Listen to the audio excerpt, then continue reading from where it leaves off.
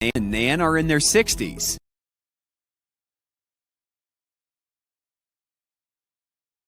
They've enjoyed a full life of 2 jobs, 3 children, and a dog. They are nearing retirement, their children are grown, and the family home they've owned since 1978 is, well, big. It's full of memories and overflowing with stuff. It's too much. Ken and Nan know they need to downsize, but where do they start? The big downsize decision is really a lot of little decisions. Where do I go? How much will it cost? Are our finances in order? Can we afford what and where we want to live in retirement? Have we made the right decision in regard to Social Security, Medicare, and Medicaid?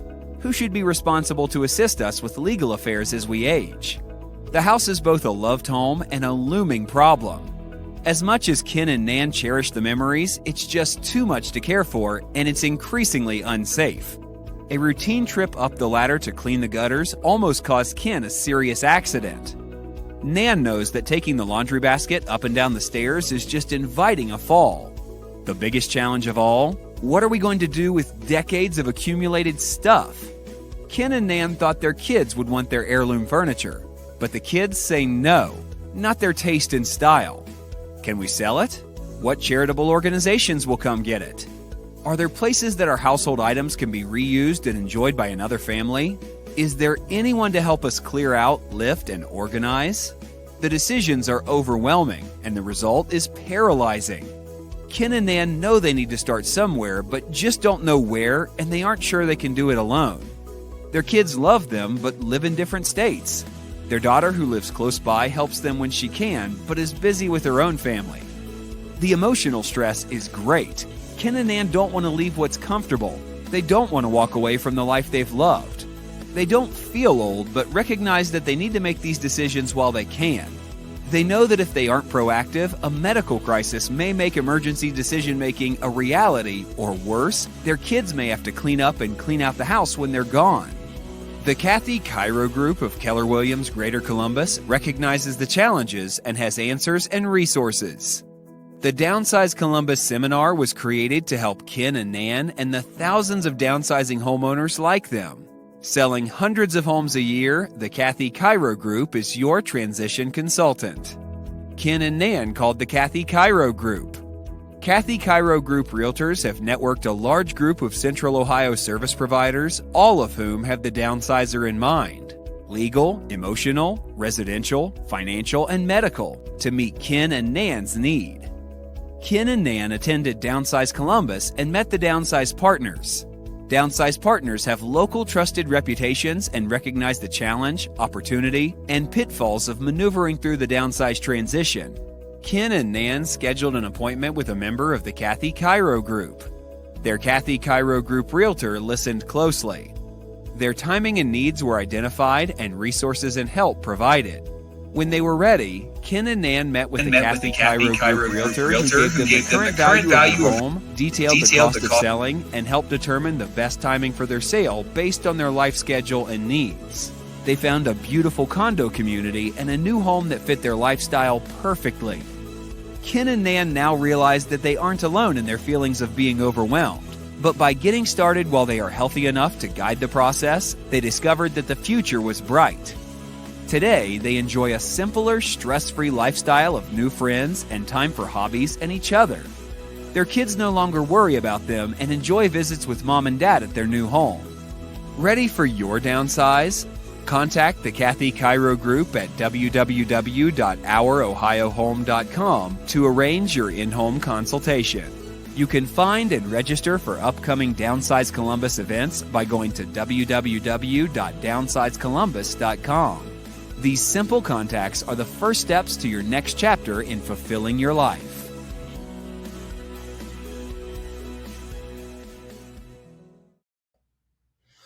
And hi, everybody. I am Kathy Cairo, and I'm so excited to have you here on a beautiful Sunday afternoon.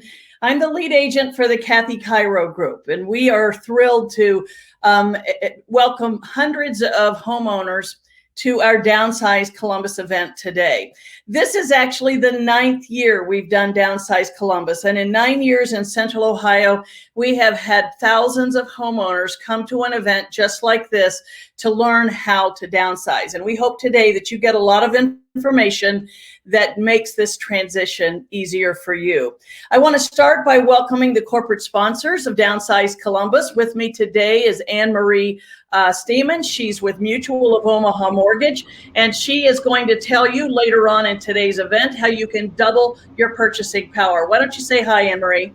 Hi, welcome. I'm happy to be here today. And if you have found that some of the prices you're seeing in the marketplace are out of reach, stay tuned because I've got a solution for you.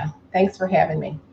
Thanks, Anne-Marie. Anne-Marie's coming up later in the program. Want to say also hello to our corporate sponsor. Another one is Corey Sickles, and Corey is here also. Corey, say hi. He's with Safe Harbor. What are you going to be talking about later on in the program?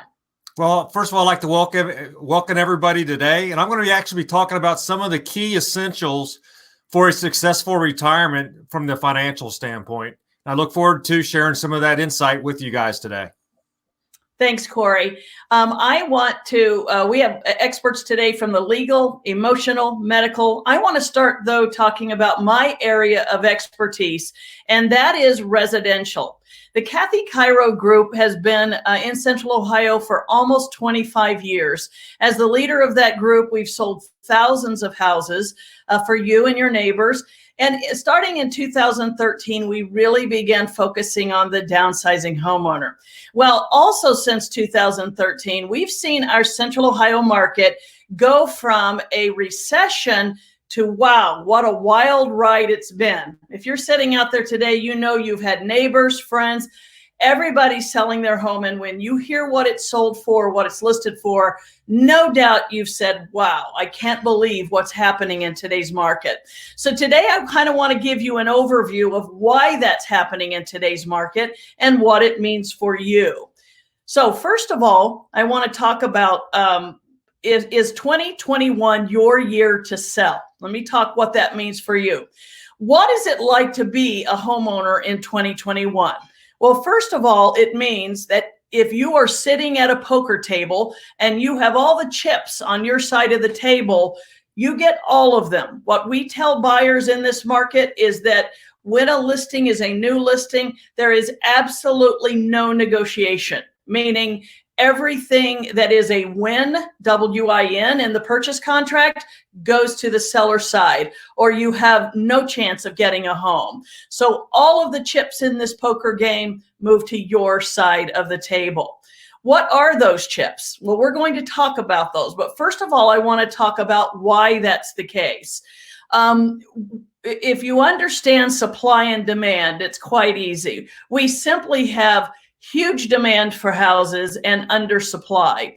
If you look at the numbers there, they all indicate a reason we are in this hyper sellers market.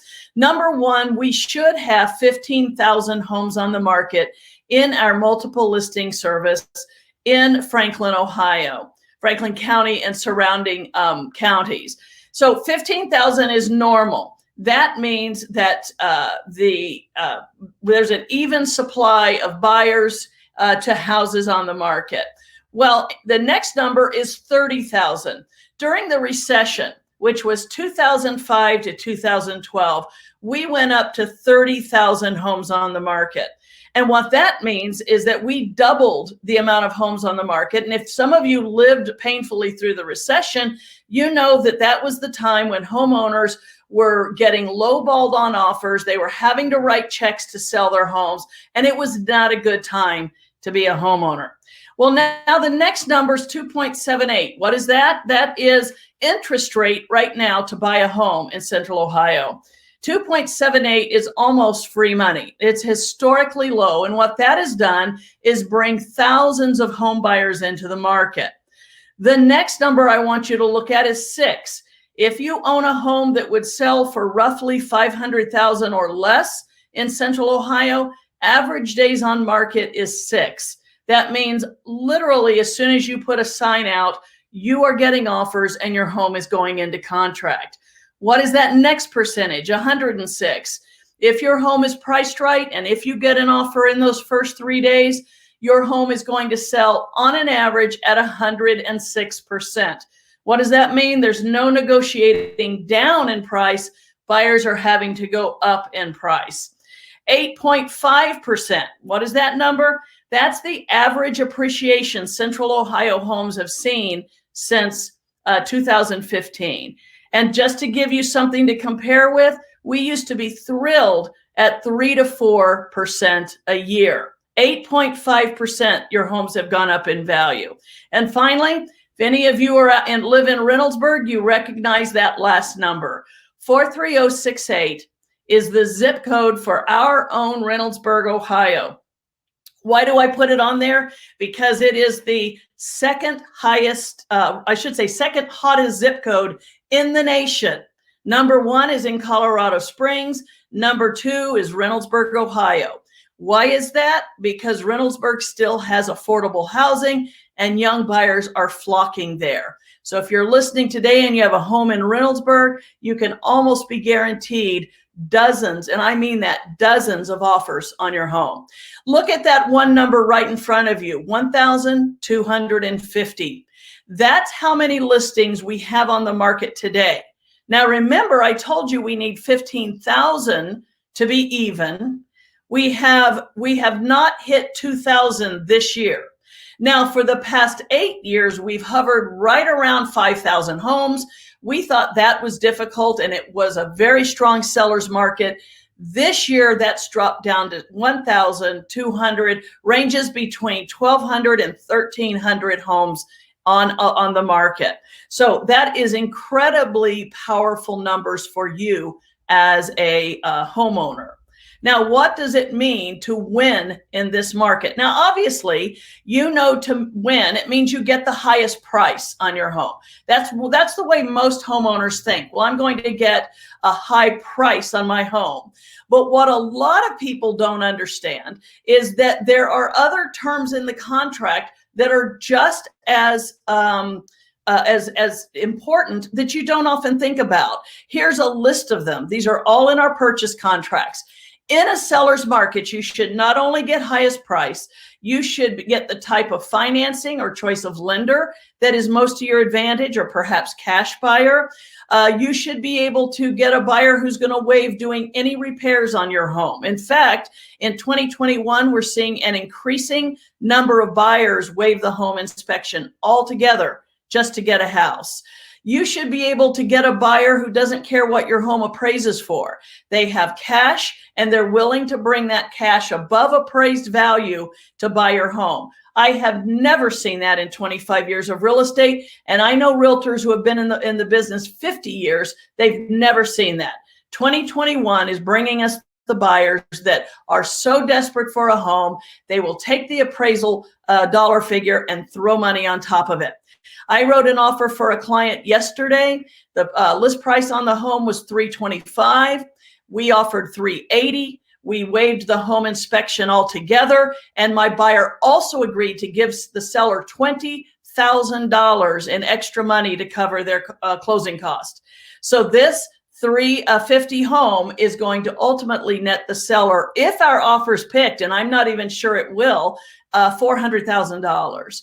That's the eagerness of buyers for good homes. So again, you should get all of that. And finally, those of you who are worried about closing time or possession, we can negotiate that to your best benefit. Finally, say you have a lot of stuff in the home, you don't want to take it with you. You don't want to have to haul it all to throw it away or donate it. We are finding that buyers will clean out your home for them. You take what you want. If they get the winning bid on the home, they'll do clean out for you to get rid of stuff in your house. Hard to believe, it's happening every day in Central Ohio. We're representing buyers who will do whatever it takes to get a home. So what is normal in this market? This is a picture I'm going to show you.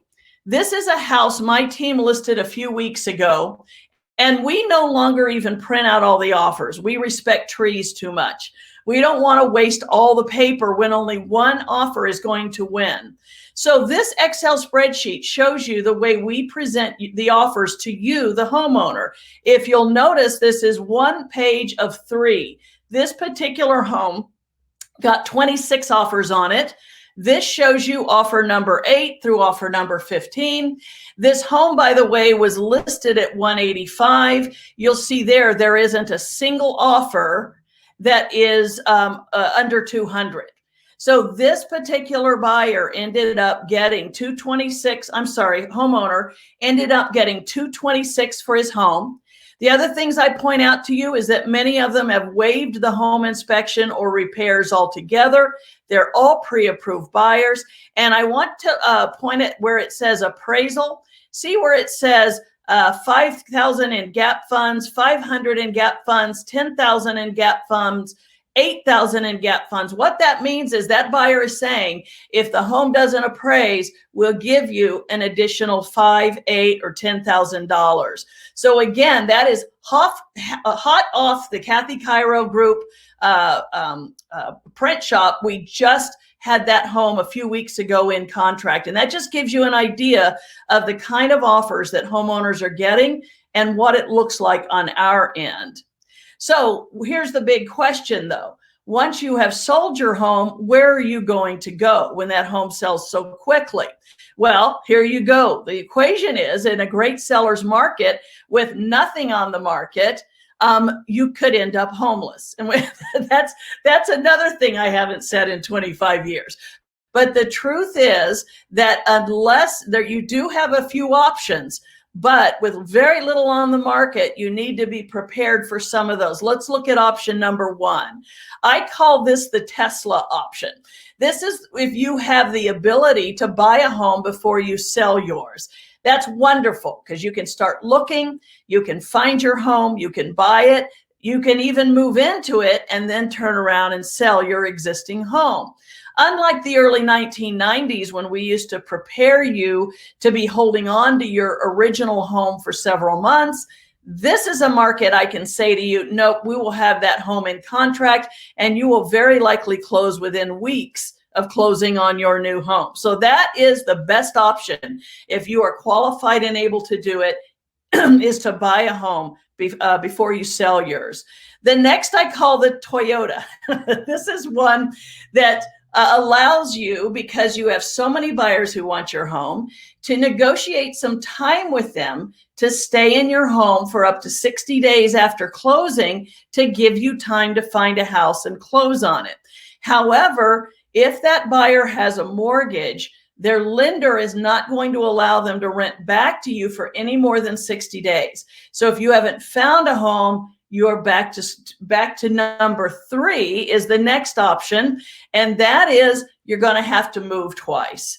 That means that you sell your home, get rid of your stuff, move into an apartment and live there until your home comes on the market or you are the winning bid on the home. Nobody wants to do it. It's inconvenient, but unfortunately, the way supply and demand works, if you end up on the demand side as the seller, you are going to be jumping right into the frying pan of the lack of supply side on the buyer's end. So, and then I call this one the wild card. Some of you are saying, well, why don't I just build new? I'll find the home I want. I will get in a contract with the builder, and then that home's mine. Nobody else can get it, and I know that it's mine when the home is finished. Well, first of all, if any of you heard what's going on with lumber prices and the price of materials, the price of new builds has skyrocketed even more than existing homes. In fact, what we're finding is that it is almost impossible in Central Ohio to get a new build home under $350,000, and $450,000 to $500,000 is typical. So again, here's what the builder is going to do as the seller. They're going to give you time to sell your home. If you are qualified to buy the new build without the sale of your home, then that's great. We'll get the build started just about the time you're ready to close. We'll put your home on the market and you'll be able to close and then move right into your new build. But again, going back to the situation we discussed before. If you are not qualified to buy the new home without selling your existing home, the builder is going to require that you list your home within 7 days of going into contract on the new build, which ultimately means you're going to move twice, because it's going to take 8 or 9 months to build your home, and you're going to be out of your existing home in about 3 months. So all of those things are considerations you have to keep in mind in this really fast-paced sellers market we have. I will tell you, the Kathy Cairo Group, we've been in this market now for 8 years. We have negotiated hundreds of contracts with our clients, and we know it like the back of our hand. So that's the other thing I tell you when you're entering in this market. It might sound like, well, gosh, my home's going to sell with just sticking a sign in the yard. Why should I use a realtor, or can't I just use any realtor because my home's going to sell? Well, yes, your home will sell. The first thing I'll speak to you of is a for sale by owner. You could probably procure one buyer in this market. But as your realtor, I can procure 20 contracts for you in this market, giving you all the wins. And secondly, you really need to go with a realtor who knows how to handle multiple offers. You can get burned very quickly if your realtor doesn't know the language, doesn't know the timing, doesn't know what they have to do to protect you. So what is the market worth to you? That's what I ask homeowners all the time. If you have no intention of moving, it's 10 years off, then don't sell. It's not worth all the drama and the people coming to your house and renting just to get top dollar on your home.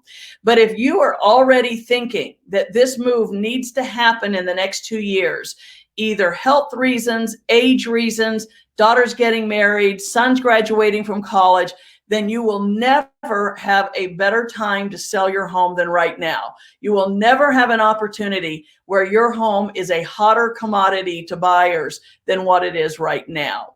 What we can do for you, my group, we can come to your home, give you a specific value of your home, give you all the wonderful resources we have talked about in terms of transitioning and helping you move, and make a plan for that. What we're going to ask you to do is just go to our website, ourohiohome.com, or Brandon Potts. He's our scheduler. He'll get you right on the schedule. There's no obligation to this. There's no cost to this. All it is an opportunity for you to kind of put a mile marker in your move and say, where are we today with the value of our home, where we're going, and what is the timing. Again, I welcome your questions. I'm going to be here throughout the seminar. You can stick them in the chat box, and someone from my team will be in touch. One final question before we go to the next guest. How long will this market last? What is the market that we're in, and how long will it last? That's a big I don't know. That's a crystal ball question. It's lasted now for 8 years. But we are now hearing rumblings that it can't last. We are going to be seeing a transition of some sorts in the next 12 to 18 months, where we will begin to see interest rates go up and housing settle down. So again, the best I can say is the market we're in cannot last, but I really can't specifically say when we expect the downturn. You see on your screen a copy of a book I've written. It's called Got Stuff, Get Help. It's full of resources right here in Central Ohio if you need to get rid of stuff. We have chapters on donate, sell, junk it, organize it, or move it. Whatever you need, we have it there. Click there, and that will tell you how to get a copy of my book.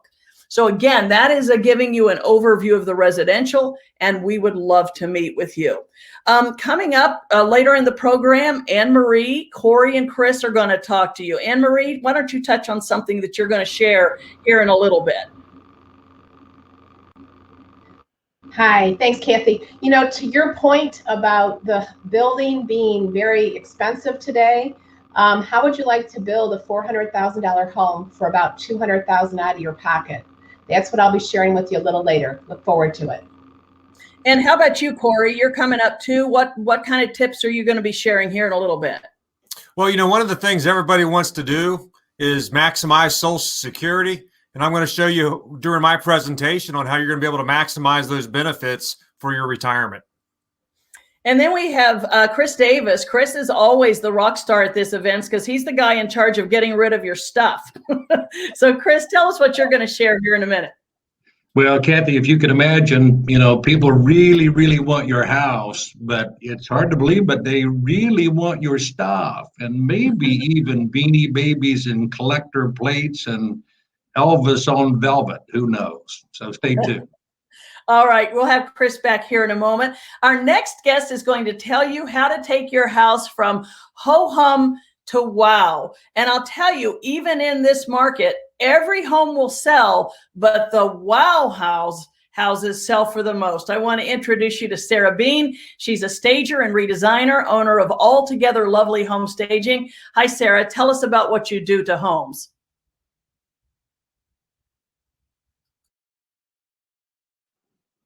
Hi, Kathy. Thanks for having me. Yeah, what you said, bringing the wow into your listing makes all the difference. And I look forward today to talking to you a little bit about that process. Altogether Lovely Home Staging and Redesign, our passion is transforming homes for successful selling and lovely living. So there's two parts to the business. The first is home staging, and that's what I'm going to talk to you mainly today. It's about successfully selling your listing. So what we do is we put on buyer's eyes. This is when we design for buyers. Simply put, home staging is using limited funds, creativity, objectivity, market knowledge, real estate knowledge, and expertise to professionally prepare your home for sale. Why stage? Why is it so important that you put some prep work into your listing? According to two really important surveys last year by the Real Estate Staging Association, over 13,000 staged homes were looked at, and out of those, 85% sold for 5 to 23% over list price.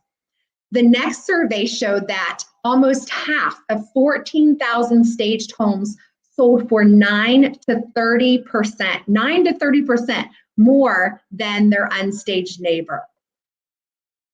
We have found that there's three main keys to a successful sale. And the Kathy Cairo Group does a great job with all three of these. The first one is prep work. It's your home staging. And the Cairo Group believes in this so much that they have stagers on hand. And when you list with them, either a stager or I, either one of us will come to you and we'll work with you for a couple hours to begin to stage your home so that you can put your best foot forward in the market. The second key are professional photos. Again, great realtor like the Kathy Cairo Group will make sure you have top of the line professional photos to showcase your property. And then the third that Kathy touched on was making sure it's priced right in the market so that you get those multiple offers and you sell successfully.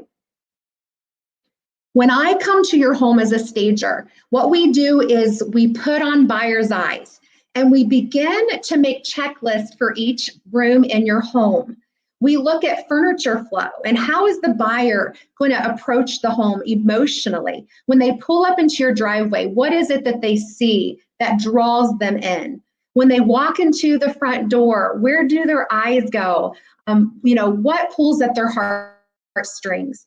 We talk about highlighting each room's best features. Maybe there's a fireplace or a beautiful bay window. We want to showcase those things. We talk about lightening things up, color advice, those types of things. I will leave you in those 2 hours with a complete checklist and complete knowledge of what you need to do to prepare for those listing photos and to put your home on the market. It's a really fun process. Bottom line is staging equals more money and a quicker sale, even in this market. It can increase the quality of offers. Since we are in such a hot market, we have seen that staging drives those offers up. So it definitely continues to benefit you in whatever market you're in. I know everyone loves transformation photos. These are a few before and afters from some stagings that we did. This one was just a busy family in Sunbury. They watched kids in their home. So it was a beautiful home, but just cluttered. We spent 2 hours consulting with them. They did some of the work, and then we came back for half a day staging, and the home, it showed beautifully, it had multiple offers, and it sold right away, overpriced, of course. This next story is one of my favorites. There was a couple who had built a home in Westerville. They had been in this house 40 years. They had painted the walls the colors they liked, right? And one of those was a pink color, right, as you walk in. Well, not everybody's favorite color is pink, so we knew that was an issue to draw in the right buyers and to draw in a larger segment of buyers. So with just a staging consultation, this couple enlisted their family and friends, and they went to work. As you can see in the next slide here, they did a beautiful job just preparing their home, decluttering, painted, and just got everything ready. Even one of their son's bedrooms had not been touched in about 40 years, and they painted, got new carpet, and really just using everything they already had. This is not new furniture or even new wall art, but it made a huge difference. They sold way over list price, were ready to go into their condo and live their best life. Staging also helps buyers envision the home as theirs. What a lot of times we don't realize is that we really like our stuff, but some people have a really hard time seeing past your belongings and envisioning themselves in the home. So staging helps the buyer envision themselves in the property and helps them emotionally connect to the home as theirs. A couple other before and afters. Already a lovely home, but just lightening and brightening it up, showing how much room is in this kind of awkwardly constructed living room. We all kind of have one of those guest rooms where we kind of throw everything we don't know what to do with. And that was one of these bedrooms. Utilizing probably 95% of what they already had, we transformed that room. Again, this house sold very quickly for top dollar. As mentioned before, professional photos are super important, and staging creates photos that shine above the competition. 98% of buyers are online first, as we know, so it's super important that you get those photos right. With staging and professional photos, those are your marketing keys. A couple more before and afters. Huge difference, right? Which one do you want to live in? I love this story as well. This was right when the pandemic happened. Kathy called me and said, you know, I have a seller that needs some advice on staging. So we conducted this staging consultation over the phone and online through photos. And this guy, he was willing to, you know, roll up his sleeves and get busy. We talked about how to, you know, take out some of the furniture to declutter and to organize a bit so that his listing photos shine. And when the listing photos came out, we were all shocked and couldn't believe this was the same condo. But he did a great job and sold beautifully.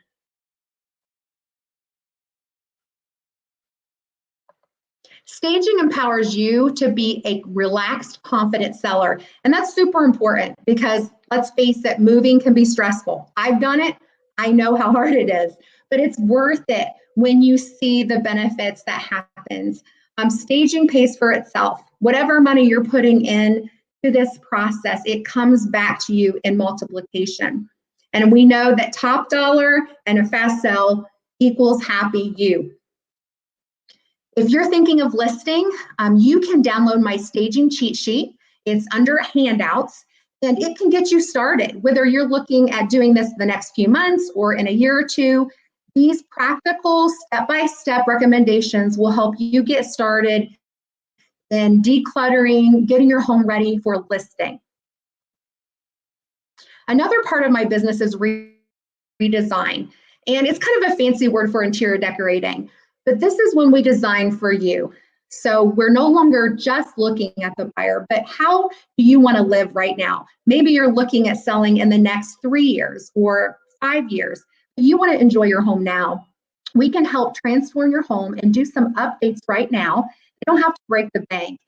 It'll go a long way when you are ready to sell. Here are a few before and afters of those kinds of transformations of redesigns. This family was going to sell in the next few years. They just with a couple $100, paint, some elbow grease, they transformed this dated kitchen into a really beautiful kitchen, and they sold last year for way, way, way over list price.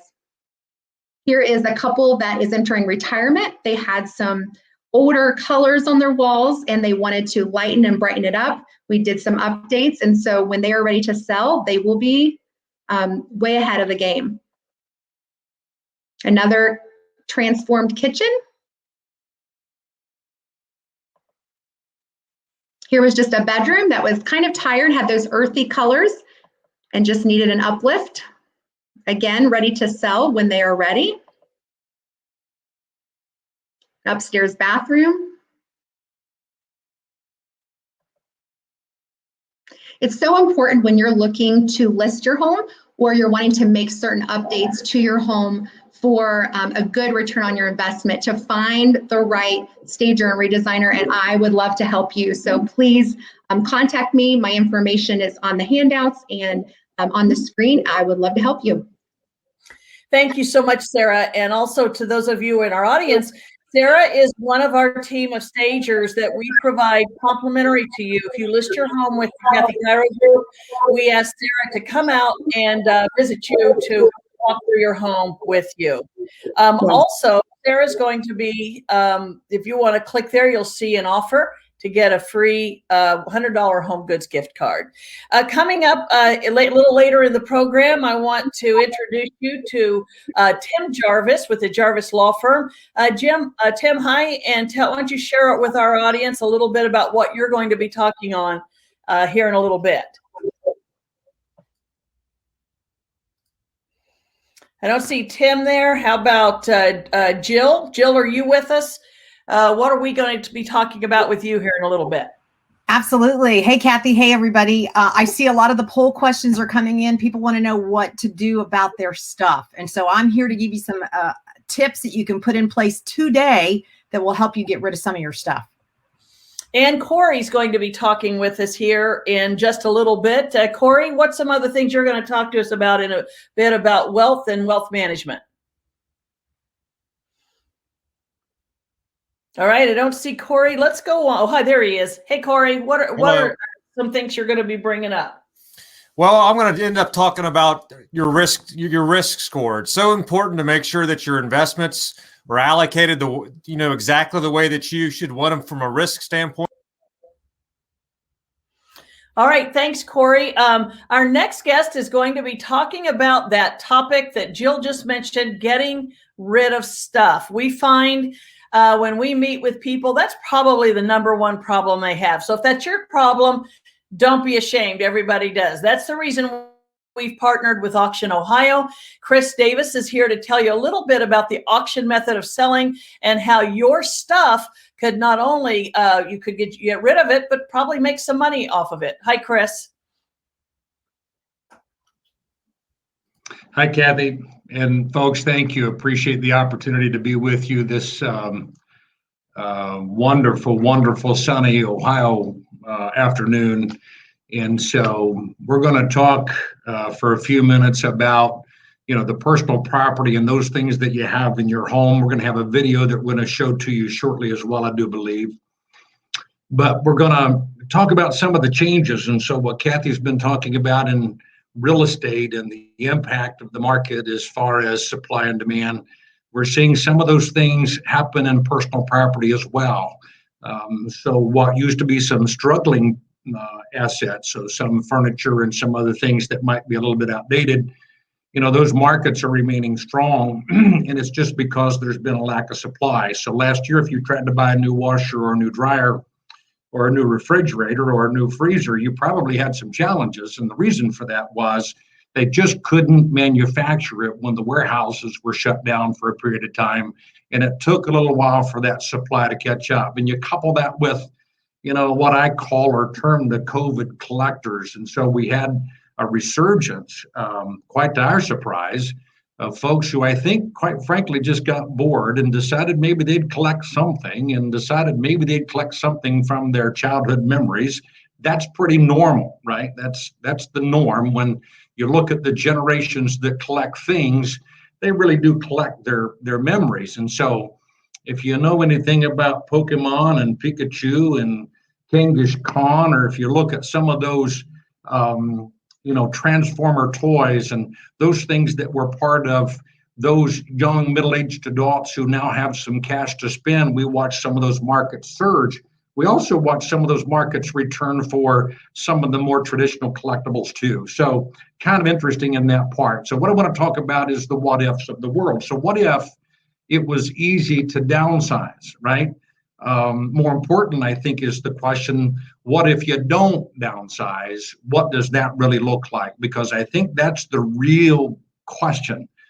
In those things that we held near and dear to us, as Kathy had mentioned, and Jill's going to talk a little bit about more, I think, we understand today that our kids really don't have any interest in those things. We want them to take them, but they really just won't. And so they're not going to take those things. And the truth is there are some folks who do want your stuff. And so that's the good news. So we're going to talk about a process.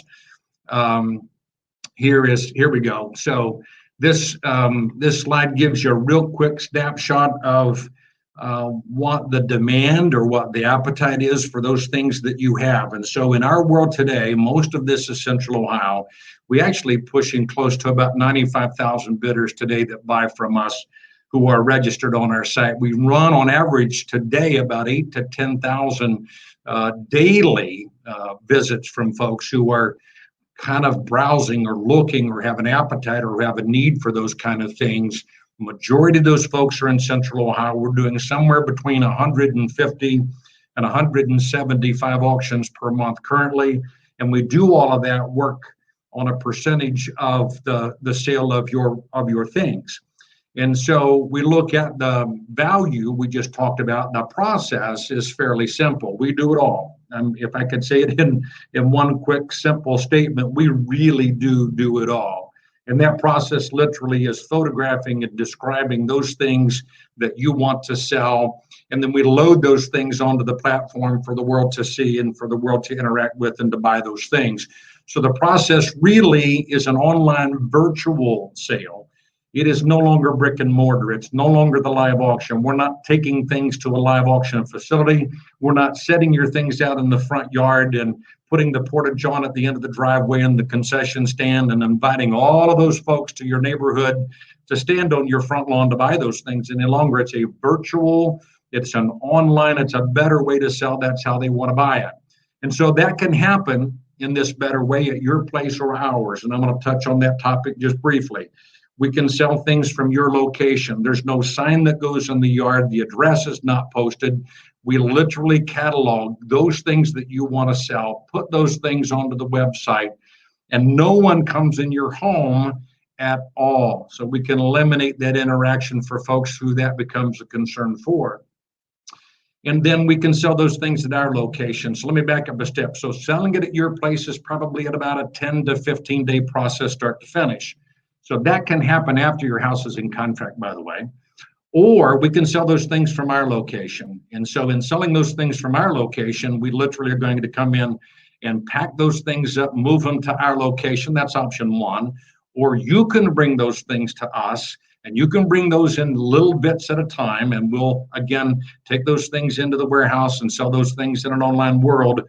Or we even have an option that would allow for a trailer to be set at your location. And it's kind of a do-it-yourself. If you've got the help or you have the grandkids and the nieces and the nephews that can help you go through those things at your pace and put those on a trailer, then we'll certainly pull those things out and sell them at our warehouse, or pull the trailer out and sell them at our warehouse as well. So it's easy. There's no excuse not to begin the process. And the good news is, people really do want your stuff. They really, really do. So there's a better way. I think I've got a video here that I'm going to have them key up and present. So begin the video now, provided that you have that video in queue.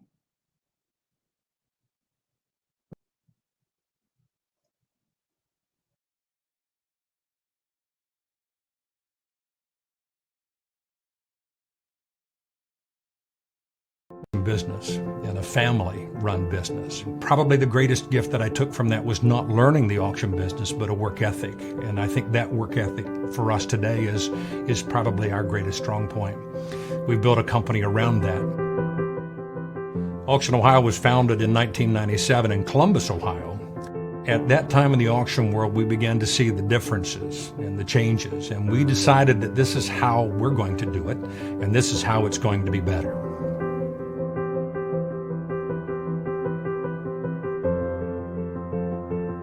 In a live auction format, the way that we used to do it, if we were to expect a buyer to show up at an auction, to park 3 or 4 blocks away, to walk to the auction, and then look at those things they wanted to buy, and maybe they would see the table they were interested in, and upon looking at that table, decided they wanted to try to buy it, but it didn't sell until later in the auction, and maybe that was 3 or 4 in the afternoon. So they've arrived at 9 in the morning and stood around, and it's time for the table to sell. It's time for their moment of glory, and someone outbids them on the table, pays more than they're willing to pay.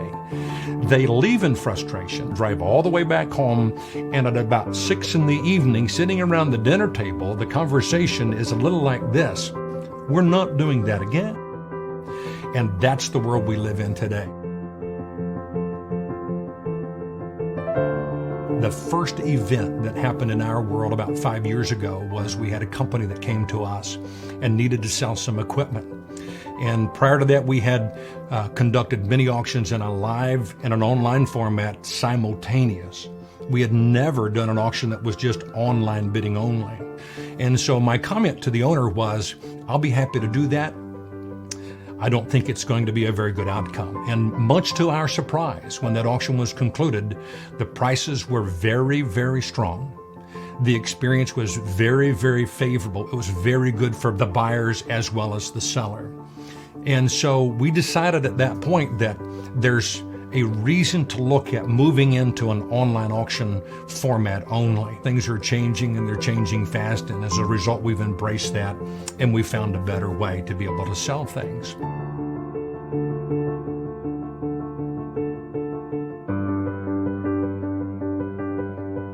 Generation before, when your grandmother bought the dining room suit and she saved nickels and pennies and dimes, and when she saved up enough money, she went out and bought the dining room suit and she took it home and she treasured it.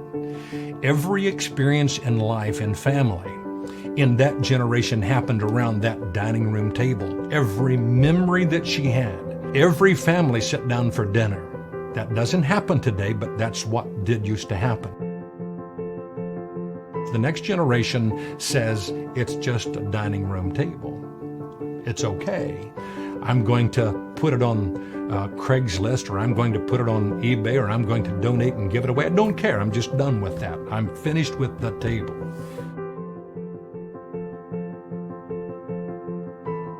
That challenge of what do I do with all of these things that are important to me, that have been my life? How do I feel better about selling those things? And opening up the world as the marketplace is a better way. And the world is the marketplace today, and technology has made that possible. We have the ability in all of our auctions that we do today to have somewhere between 2,000 to 5,000 unique IP addresses that visit that auction. My question to a seller would be, how can you bring that many buyers into your home to look at your possessions? We don't worry about weather. We don't worry about the time that the auction takes place. It's a better time because of evening times and the ability for buyers to bid at any time. It is altogether a better experience for the seller as much as it is for the buyer. Whether you are buying or selling, we are your trusted point of contact.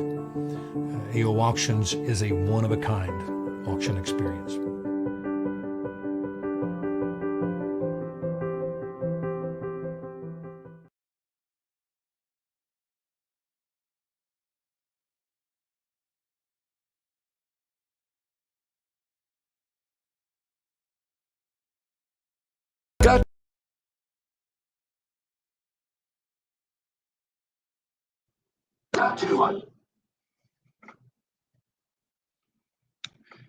Folks, that's my presentation. Certainly available if you have any questions.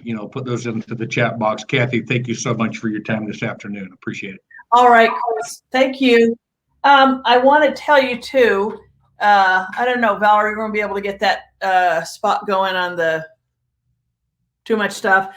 Chris is featured in the book that I was telling you about. Auction Ohio is one of our sale sponsors in the book. Again, if you want to get a copy of Got Stuff, Get Help, it's a Central Ohio specific resource guide to all sorts of people, great people like Chris, who are in here, who are there just for the purpose of helping you get rid of your stuff. So go to, you can go to downsizecolumbus.com to get it. Or I'm sure we'll have something pop up here that you can get it as well. Coming up a little later, we're going to talk to Jill. Anne Marie is here, and Scott Stevenson. Jill, what's going on with your, what kind of tips are you going to share here in a little bit? Well, I have to tell you, after that emotional video from Chris, it's like, I hope people are going to feel good about their stuff going to other people, repurposing your stuff that you have. So stay tuned. I'm going to share some of those things with you. Okay. And Anne Marie, you've got some tips as well that are going to be coming up here later in the program. Yes, it's really about how to buy your next home for about half down and never have a payment. You do have to be 62 to qualify. Thanks, Kathy. All right, Anne Marie, and Scott Stevenson's here. I asked Scott to come on because, seniors are often targeted for cyber fraud. Scott Stevenson's going to be with us. And Scott, what are some tips you're going to be sharing here in a little bit? Well, with cyber fraud, we are all under attack, and I'm going to show you how they do it, how they get to us, but I'm going to give you the most important free thing in the world, and that is two-factor authentication. We need to turn that on every account that we have online that's important. That's what I'll be sharing with you in just a minute. Okay, Scott, thanks so much. Now coming up, I want to introduce you. Some of you are very familiar with Corey Sickles. He's on the radio locally. You've either been to his meetings. Corey, we know the biggest fear people have in retirement is running out of money. Why don't you share with us what you do and how you help people in Central Ohio? Yeah, thanks, Kathy. Yeah, I think one of the biggest things that scares anybody, especially when we start talking about retirement, is running out of money. So what I'd like to actually do for the next few minutes is just kind of talk about a few of the keys, essentials that I really think that you should focus on to have a successful retirement. I do have a more detailed presentation. If you go to our website at safeharboroh.com, it's about 30 minutes long, and it goes into the 7 essentials for a successful retirement. But the first one I'd like to kind of talk about is maximizing your Social Security benefits. As you can see here, 65% of retirees get about 50% of their income from Social Security, and 36% of them get about 90% from Social Security. So when you really start thinking about what kind of an impact Social Security has on your income in retirement, it can have a major impact. And you only get one choice, or one time to be able to elect your benefit. So I really think it's important for all of our viewers out there today to just make sure that before you trigger your Social Security benefit, you want to make sure you're doing it the right way, not only for you, but for you and your spouse as well. Everyone's situation's different. Some of you are, of course, married. Some of you might be widowed or as well, or even divorced. So we're one of the things we're able to do for you is be able to provide you with your own Social Security maximization report. And even if you have a state pension where you do have a windfall effect, we can still show you what's the best way for you to maximize your Social Security benefits in retirement. And more importantly, at what age should I really trigger those benefits? So the next thing I kind of like to talk about is an investment allocation, because it's really another key point or essential point to have a successful retirement. And one of the things that we try to do for all of our clients or even prospects that come in is we try to break your money down into something that's very easy for you to understand. And we call that red money or green money. Green money is, it's there, which basically means that no matter what happens in the market tomorrow, you're not going to lose any money. So you might not make as much money, with that, but that it's there for you. And then we also break the other side of it down into what we call hope so money, and that's your red money or what you have invested in the market. And the reason why we call it hope so money is just for the fact that you hope it's worth what you want it to be when that time comes for you to start taking money out of that. Now, you always have to have a little bit of course, red and green money within your portfolio, but you really need to determine what's right for you. So one of the things that you can actually do is go to our website, which is safeharboroh.com, and you can actually determine what your risk level is, because everyone's different, right? Everyone has different financial goals.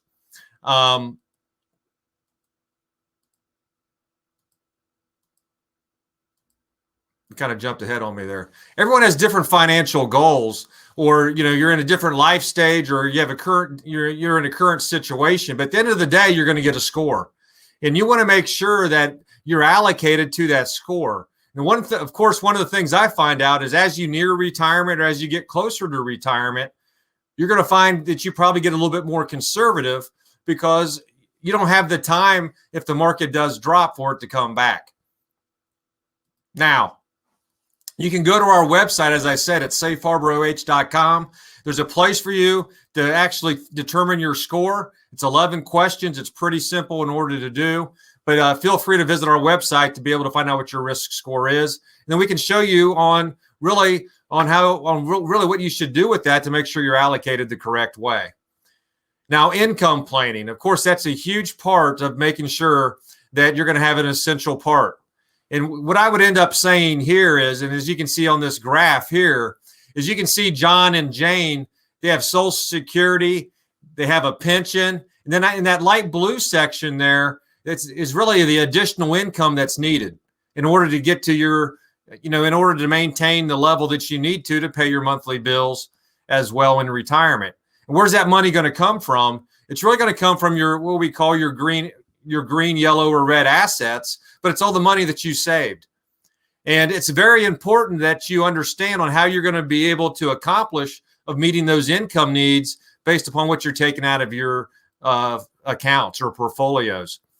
And now I will say this, it's a little bit more difficult to, when you do retire, it's a little bit more difficult to make sure that you're not going to run out of money, because it's pretty simple when you're working, right? You have your expenses, you have your income. When you minus the two, that equals what you're saving. But once you retire, now your savings becomes your income. And that's why it's so important to work with an advisor to make sure that you're not going to run out of money. You need to understand on what your fees are, what your fees are. And more importantly, how long, are these assets going to really last you during your lifetime? So that's very important for you to be able to understand that, because when you really think about it, when you retire and we start talking about income, you want it to be predictable. I don't care what happens in the market tomorrow. I still need to get my $1,000 or whatever that is per month out of my investment portfolio. The other part of it is longevity, right? You want to make sure it's going to last as long as you do. That's very key. That's the number one thing I think most baby boomers today are worried about, and that's outliving your assets. And the last part is how you're actually generating income in retirement. Are you being the most efficient with the assets that you do have? Now, those are the three of the 7 things, or, really the essentials that I'm going to share with you today. And you can, again, go to our website to watch the video at safeharboroh.com. But a little bit about Safe Harbor. We are a full-service financial firm. We can handle, again, as you can see there, IRA rollovers, income planning. If you're worried about long-term care, we definitely have strategies around that. We also help individuals with Medicare planning. That's something as soon as you turn 65 that we can help you with. And every year you should always review your Medicare plan as well to make sure that you're in the right situation. but we are a full service, firm to be able to help work with our clients. Now, everyone's situation is different, right? Everyone has different needs for income, time horizons, risk tolerance, or liquidity. But my job, and I have a fiduciary responsibility to you, which means I only can recommend products that are in your best interest. Everyone's situation is different, but I'm going to come up with a solution that is just for you. Now, one of the things I am offering today is a complimentary no obligation meeting with me. And it's really a two-step process. The first meeting is to get to know you. The second meeting, I'm going to actually come back and present to you your own financial or personal financial plan, which is going to include your Social Security maximization report, an asset map that kind of shows you on how how your assets will be allocated, a Morningstar report where I can review your current investment performance, and of course, an income plan, which is what we call our Compass report. We have 2 locations. One is in Dublin and one's over in Easton. So depending on where you want to meet, we'll be able to accommodate that. And I also can meet, of course, via Zoom or a conference call for that initial meeting as well. So again, I appreciate everyone spending a few minutes here with me. And again, always visit our website at safeharboroh.com. I think we have some good information about what you're going to need for your retirement from a financial perspective. Thank you, Kathy. Thanks so much, Corey. And also, just to let you know, if you have any questions, just want to remind you, throw it on the chat. If Corey's not available to answer right now, we'll make sure he gets those questions so that you can get linked up with him. Coming up a little later in our DownSize Columbus event, we've got 2 people you'll want to wait around for. Julie Stein is here with us from Trepless Communities. You know, some of you have no interest in owning again. You want to sell your home and rent, and we have an incredible rental option in Central Ohio. Julie, what are you going to tell us about?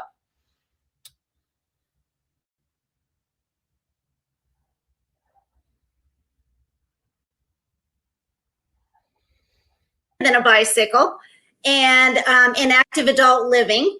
And we want to welcome each of you to DownSize Columbus this afternoon, and we'll be able to share with you the upside of downsizing in an active adult community. Thanks so much, Julie. And Anne-Marie, once again, Anne-Marie's our corporate sponsor with Mutual of Omaha Mortgage. And Anne-Marie, what are you going to share with our listeners in just a few minutes? Yeah, well, Corey just mentioned being able to not outlive your money. And this option that you're going to learn in a little bit will give you the ability to buy a home for about half down and never have a payment. Okay. All right, and I'm sorry, we had some feedback there. Our next guest is, we're going to talk about the legal transition. You know, a lot of you have some very important legal decisions to make, and we are so pleased and proud to have as a resource for you this afternoon, one of the best in Central Ohio, Tim Jarvis with the Jarvis Law Firm. Welcome, Tim, and how can you help our viewers today? Thanks so much, Kathy. We're going to be talking here for a few minutes about the various ways that someone can plan for their estate and some of the mistakes and considerations that I think a lot of people don't necessarily understand as they're looking at their legal affairs. So let me just get my slideshow up here and we'll get going. All right, so a little bit about me. I'm an estate planning and elder law attorney, and that's my second career. My original career was as a financial advisor. So I did similar to what Corey Sickles does. What changed my path, so to speak, is my grandmother, who I was very, very close with. She developed Alzheimer's, and trying to figure out what kind of planning would be the most appropriate for her situation. It was incredibly frustrating. I'll spare you some of the more painful details, but long story short, it took me about 2 years to finally find the right type of an attorney who could help me with that.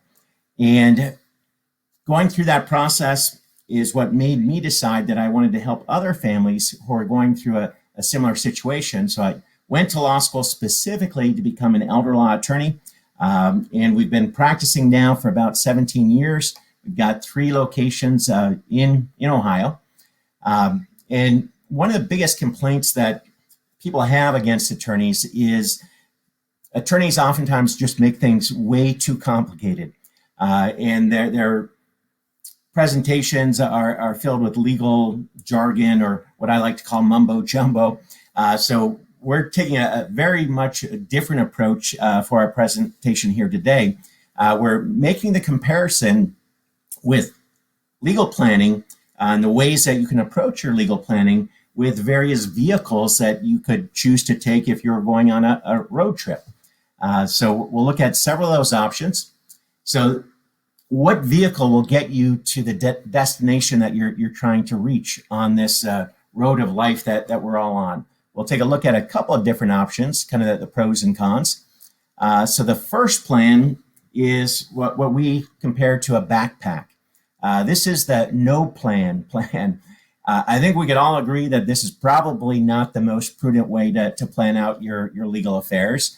And I think most people understand that. However, this is so easy to just put on the back burner and decide that you're going to get to it later. Well, unfortunately, and I think this has been made abundantly clear during this pandemic, is we may not get that later.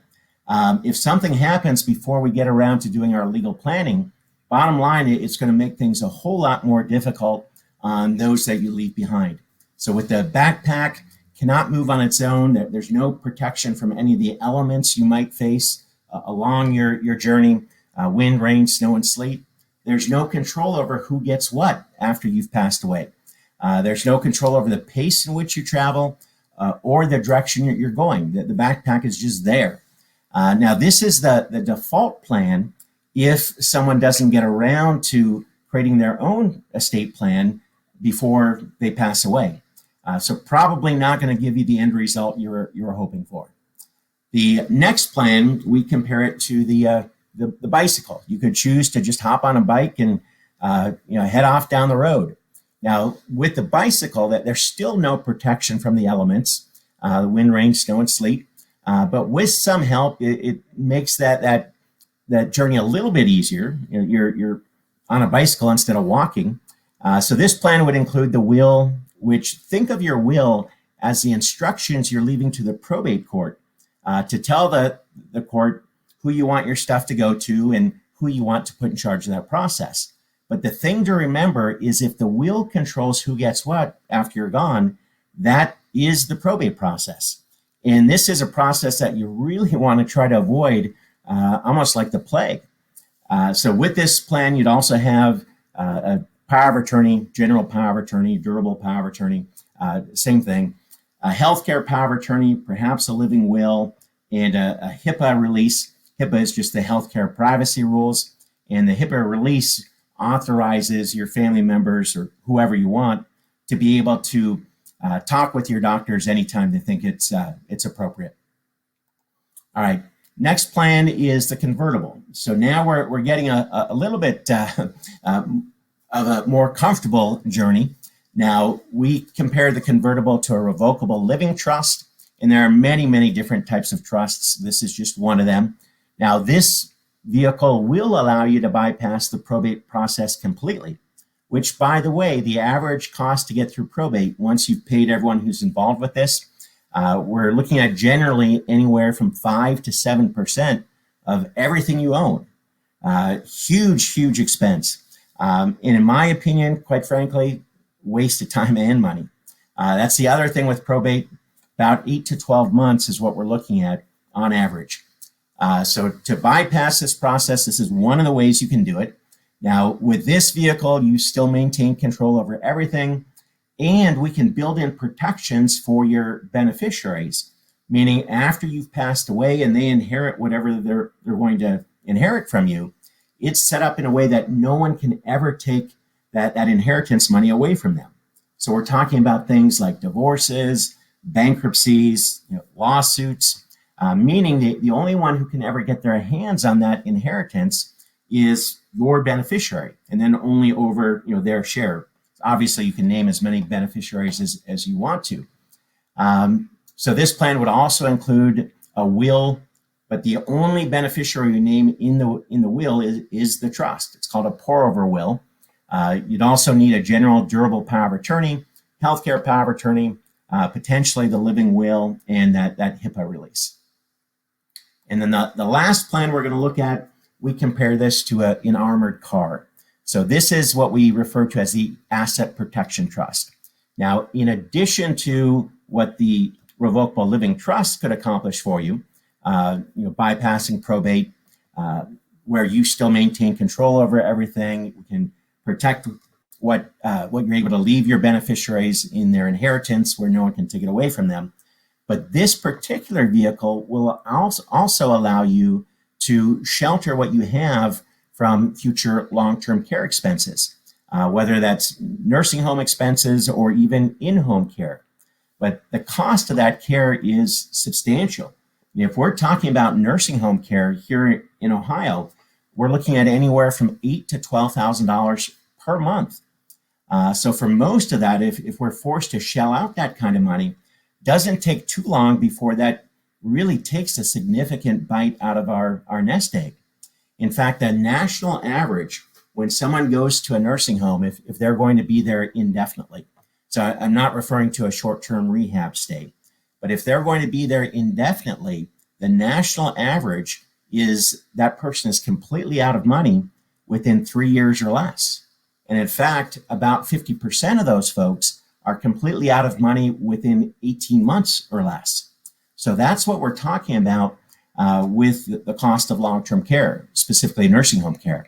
In fact, I think this is the biggest financial risk that most of us, if not all of us on this call today, are going to face in the rest of our lifetimes. The risk of needing long-term care, especially if you haven't planned for that ahead of time.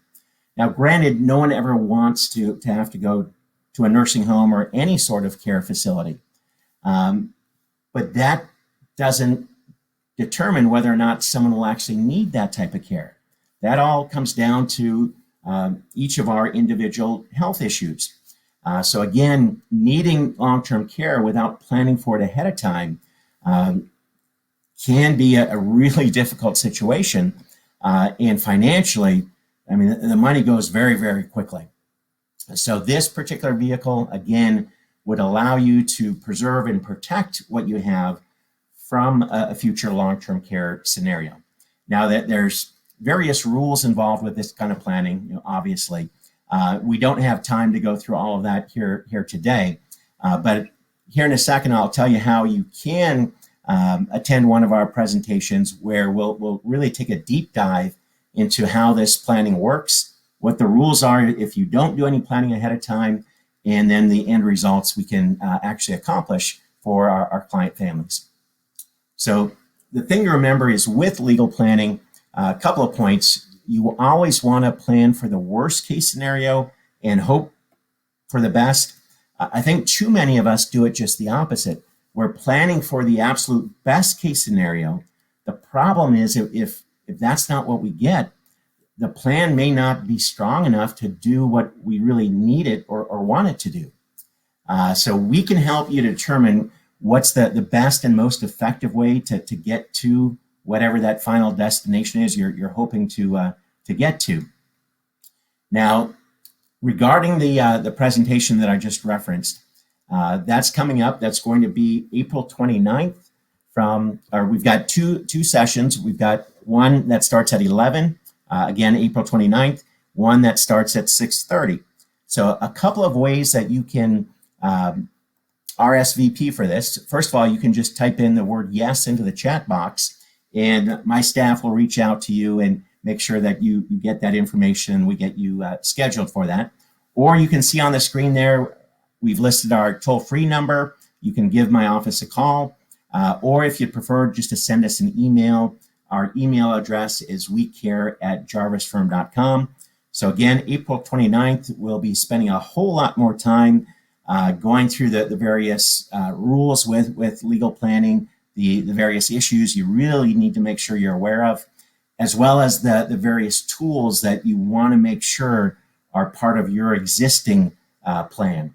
And again, we're going to not use any legal jargon or mumbo jumbo. We'll keep this very easy and simple. And I think the appropriate vehicle for your particular situation will be very clear once we've gone through that presentation. So please join us for that. Again, April 29th, 11 a.m. and then again at 6:30 p.m. Thank you so much. I appreciate it, Kathy. And I look forward to watching the rest of the presentation with you. Thanks so much, Tim. We're so appreciative of Tim and his staff at the Jarvis Law Firm, and I really encourage you to go to one of his seminars to get in more of the particulars to see where you need to be prepared for retirement. Coming up, we're winding towards the end of our presentation. We've still got some great speakers coming up. Anne Marie is going to be here talking about how to buy your next home with half the money you thought you needed. Scott's going to be here, and he's going to be talking about how to keep you cyberspace safe, rather. And Jill's an agent on the Kathy Cairo Group team, and she's going to be here giving you some very practical tips on moving emotionally through this very difficult transition of selling your home and getting rid of stuff. I want to introduce to you now, some of you, as I said, may be out there and you say, gosh, I'm through with homeownership. I really don't want to own anything again. But at the same time, I don't want to live with a lot of, in what we call kiddie condos with 25 and 30-year-olds. Is there a rental option for me? Well, our next guest is with Trepless Communities, a real pioneer and trailblazer here in Central Ohio, giving you a luxury option to rent. I want to welcome Julie Stein. Hey, Julie.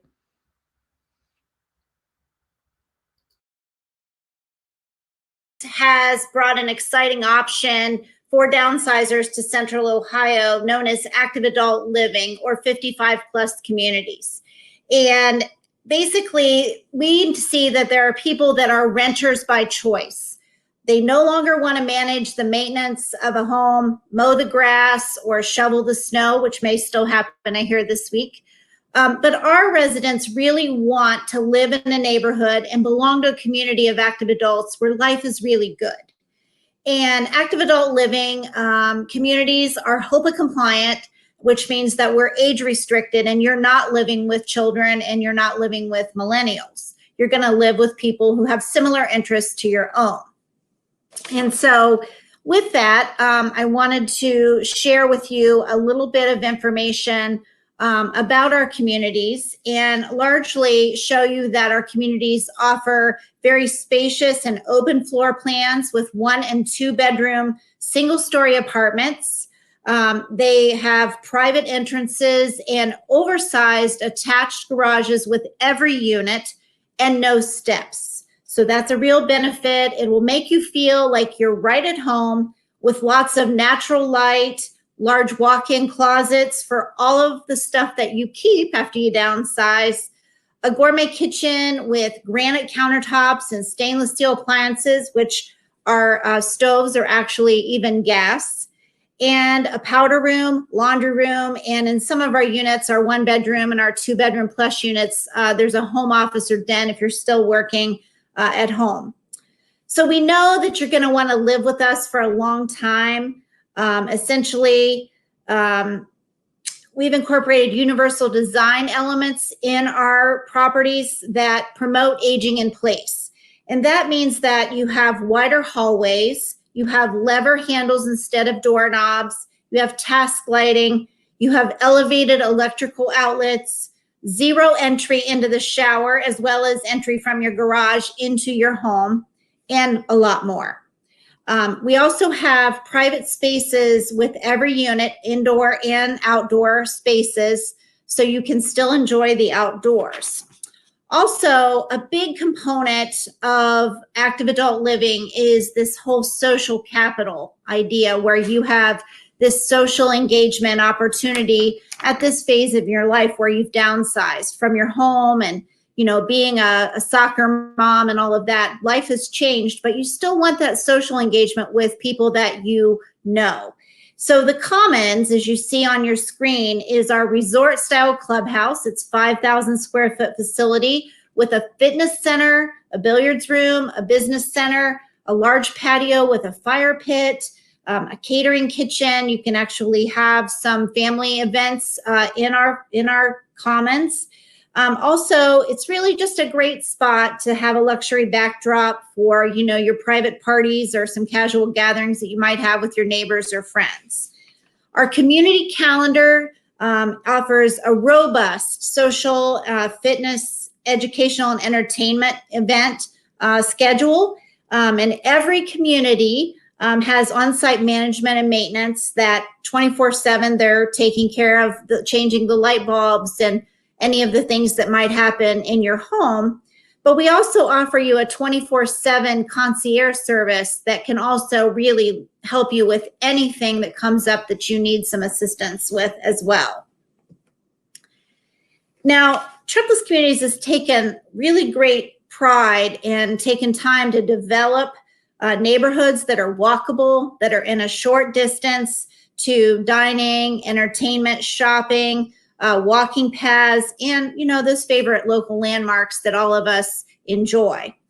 So we know that our residents want to stay connected with their children, their families, and their communities, but they also want a really fantastic home with all the amenities and more than you had in your single family home, but you can really kick back, relax, and have some fun.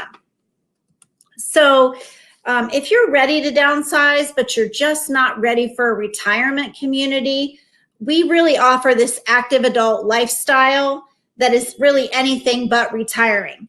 So today we have a really special treat for you now as our managing partner, Jane Arthur Roslovic, talks about active adult living with Sandra Kellum, who is one of our residents at Redbud Commons, a Triplets community in Pickerington.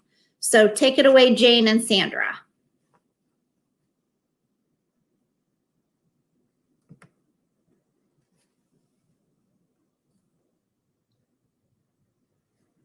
Thank you, Sandra, for joining me today and talking about living at Redbud Commons, a Triplets community.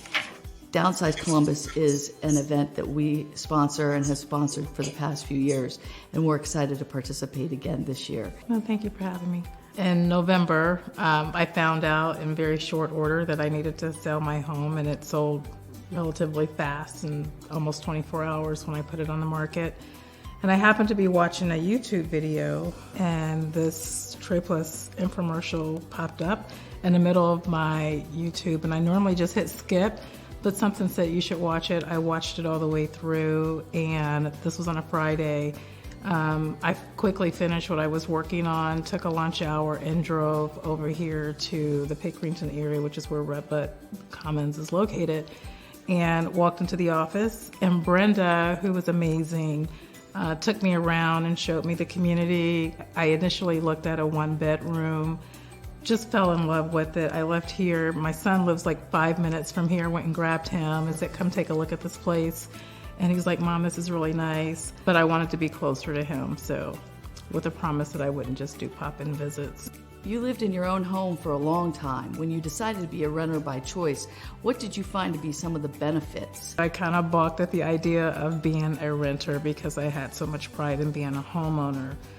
But I have to say that after living in a Triplets apartment, it doesn't feel like an apartment, so that's the first thing. It feels like a home. It feels like a condo. I feel like I can just age in place here, even though I don't consider myself a senior, but right. I can continue to just grow and mature right in place, and my living unit has everything that I need. When you were moving or right-sizing, did you find that all of your belongings fit in your apartment home?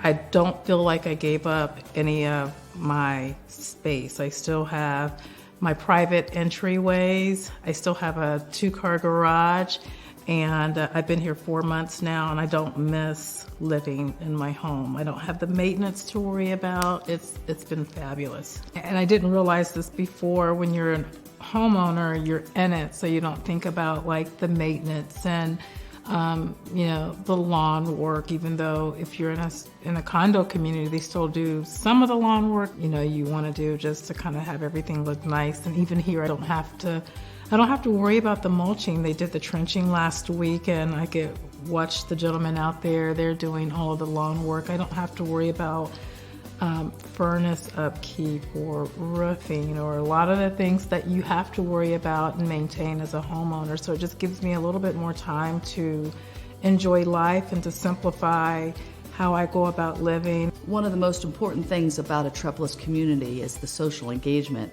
like our upcoming Kentucky Derby party. What are some of your plans to use the Commons with your family and friends or your neighbors as well? At some point in time, I will want to bring family, but there's a beautiful patio area. I've used the walkway. Just yesterday, my dogs and I, we walked the walkway and went to the dog park, which was really nice. And just to kind of let them run around and get some legs, exercise and being able to reserve the billiard room if we want to play games. There's I think a wine locker that we can use. So there's a lot of things that we can take advantage of. What would you say to others who are considering an active adult community? I wasn't really even familiar with active adult community because I owned a home and I had planned to stay there forever until I retired. And I went to all 3 locations within this area. I was just amazed at the design, the community, the amenities. It just feels like you're living on vacation at home. Thank you, Sandra, for spending this time with me today and sharing with the attendees of the 2021 DownSize Columbus your experience at Redbud Commons, a Trepless community. And thank you, Trepless, for being such a great partner with us. Their communities are gorgeous. I have to tell you that. You need to take a visit. Julie, any closing words here before we go on to our next guest? So we just have a quick last 30-second video, Kathy. And if anyone is interested, we are offering today free application fee if you are applying to live in any one of our communities. And with that, please enjoy our last video and have a great time for the rest of DownSize Columbus.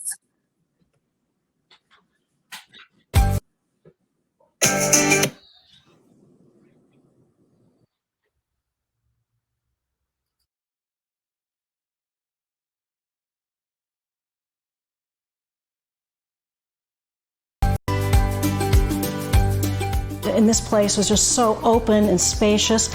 Love the windows. There are windows above the windows, which makes it so light and airy. And it just felt like home as soon as I came in. I like to run, like to bike, I like to swim. And Lorraine and I are active. I mean, we're out and going and doing. Call 1-833-LIVE-55+ and mention Active Adult or visit TreplessCommunities.com. Thank you very much. Next, I want to introduce a member of my team. Jill Campbell is a second-generation realtor, and she has a real heart for you. We have the unique opportunity in our profession to go into hundreds of homes every year. So when you say you don't have too much stuff, we know you're lying. We've been in your home. So I've asked Jill to step in and just share with us some of the tips she gives to people for letting go of stuff. Yes, Kathy, thank you so much. It's so great to be with all of you. And I'm realizing you guys have me on for 23 slides, and that is not my presentation. That is extra long. So I am going to keep it short and sweet here. So maybe, I don't know if you can queue up my 9-page one that was sent to you, Valerie, but maybe you can check that out.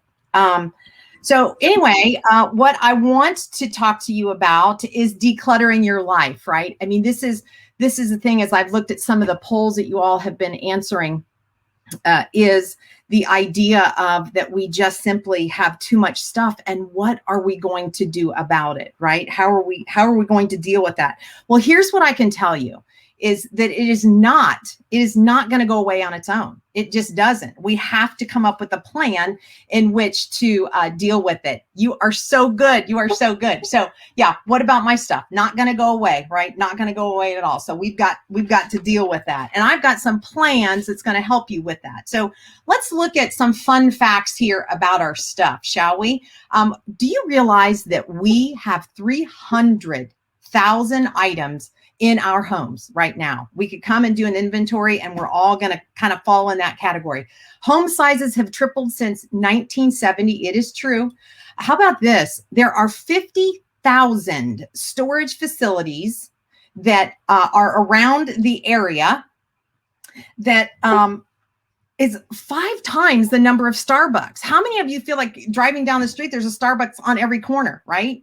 I think that's pretty amazing. Homes have more TVs than people living in them, and they're turned on an average of 8 hours and 14 minutes a day. That's crazy, right? 80% of what we keep, we never use. And most women, right? Most own 19 pairs of shoes, some secretively, which really probably means more, right? I know that I'm probably in that category. So here's a great statement. If you're familiar with DownSize Columbus, you know that Peter Walsh is a great friend of ours. He's written a wonderful book to help us with the elimination of stuff called Let It Go. This is a quote from Peter that says, if you have too much stuff, you can't move forward. You're stuck in the past and you're sacrificing your future. That is so true. It is so true. I tell you, when you think about downsizing, you think about right sizing, you think about the idea of decluttering your life and eliminating the excess that we have. If you are not going to take the steps to do that, who is going to do that for you? You know, one of the greatest gifts that you can give your adult children, your siblings, your friends is truly, it's a home and it's an estate that is in order. So I would challenge you to embrace this idea of minimalism and really get things in order with your stuff. So here's what I'm going to share with you. You have to develop a plan. You have to have a plan. And I call this my 3 boxes and a bag system. The boxes are going to represent things that you're going to keep, things that you're going to donate, and things that you're going to sell. And where the bag comes into this is the things that you just simply need to throw away. You need to trash them. You need to get rid of them. So here, if you need help, you need to get help. There is all kinds of different ways for you to find out how you can eliminate the excess in your life, not only with the material things, but sometimes can even result in relationships and just bad things, right? There's all kinds of help.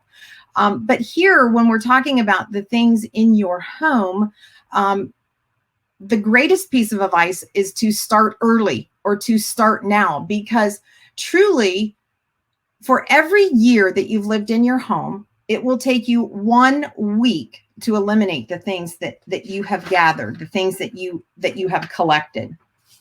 So how many of you are doing the math on that right now? It's a lot, right? It's a lot. And it can be very overwhelming. And in fact, that's what we're challenged by. So what I'm going to share with you are some 13 things that you can throw away right now.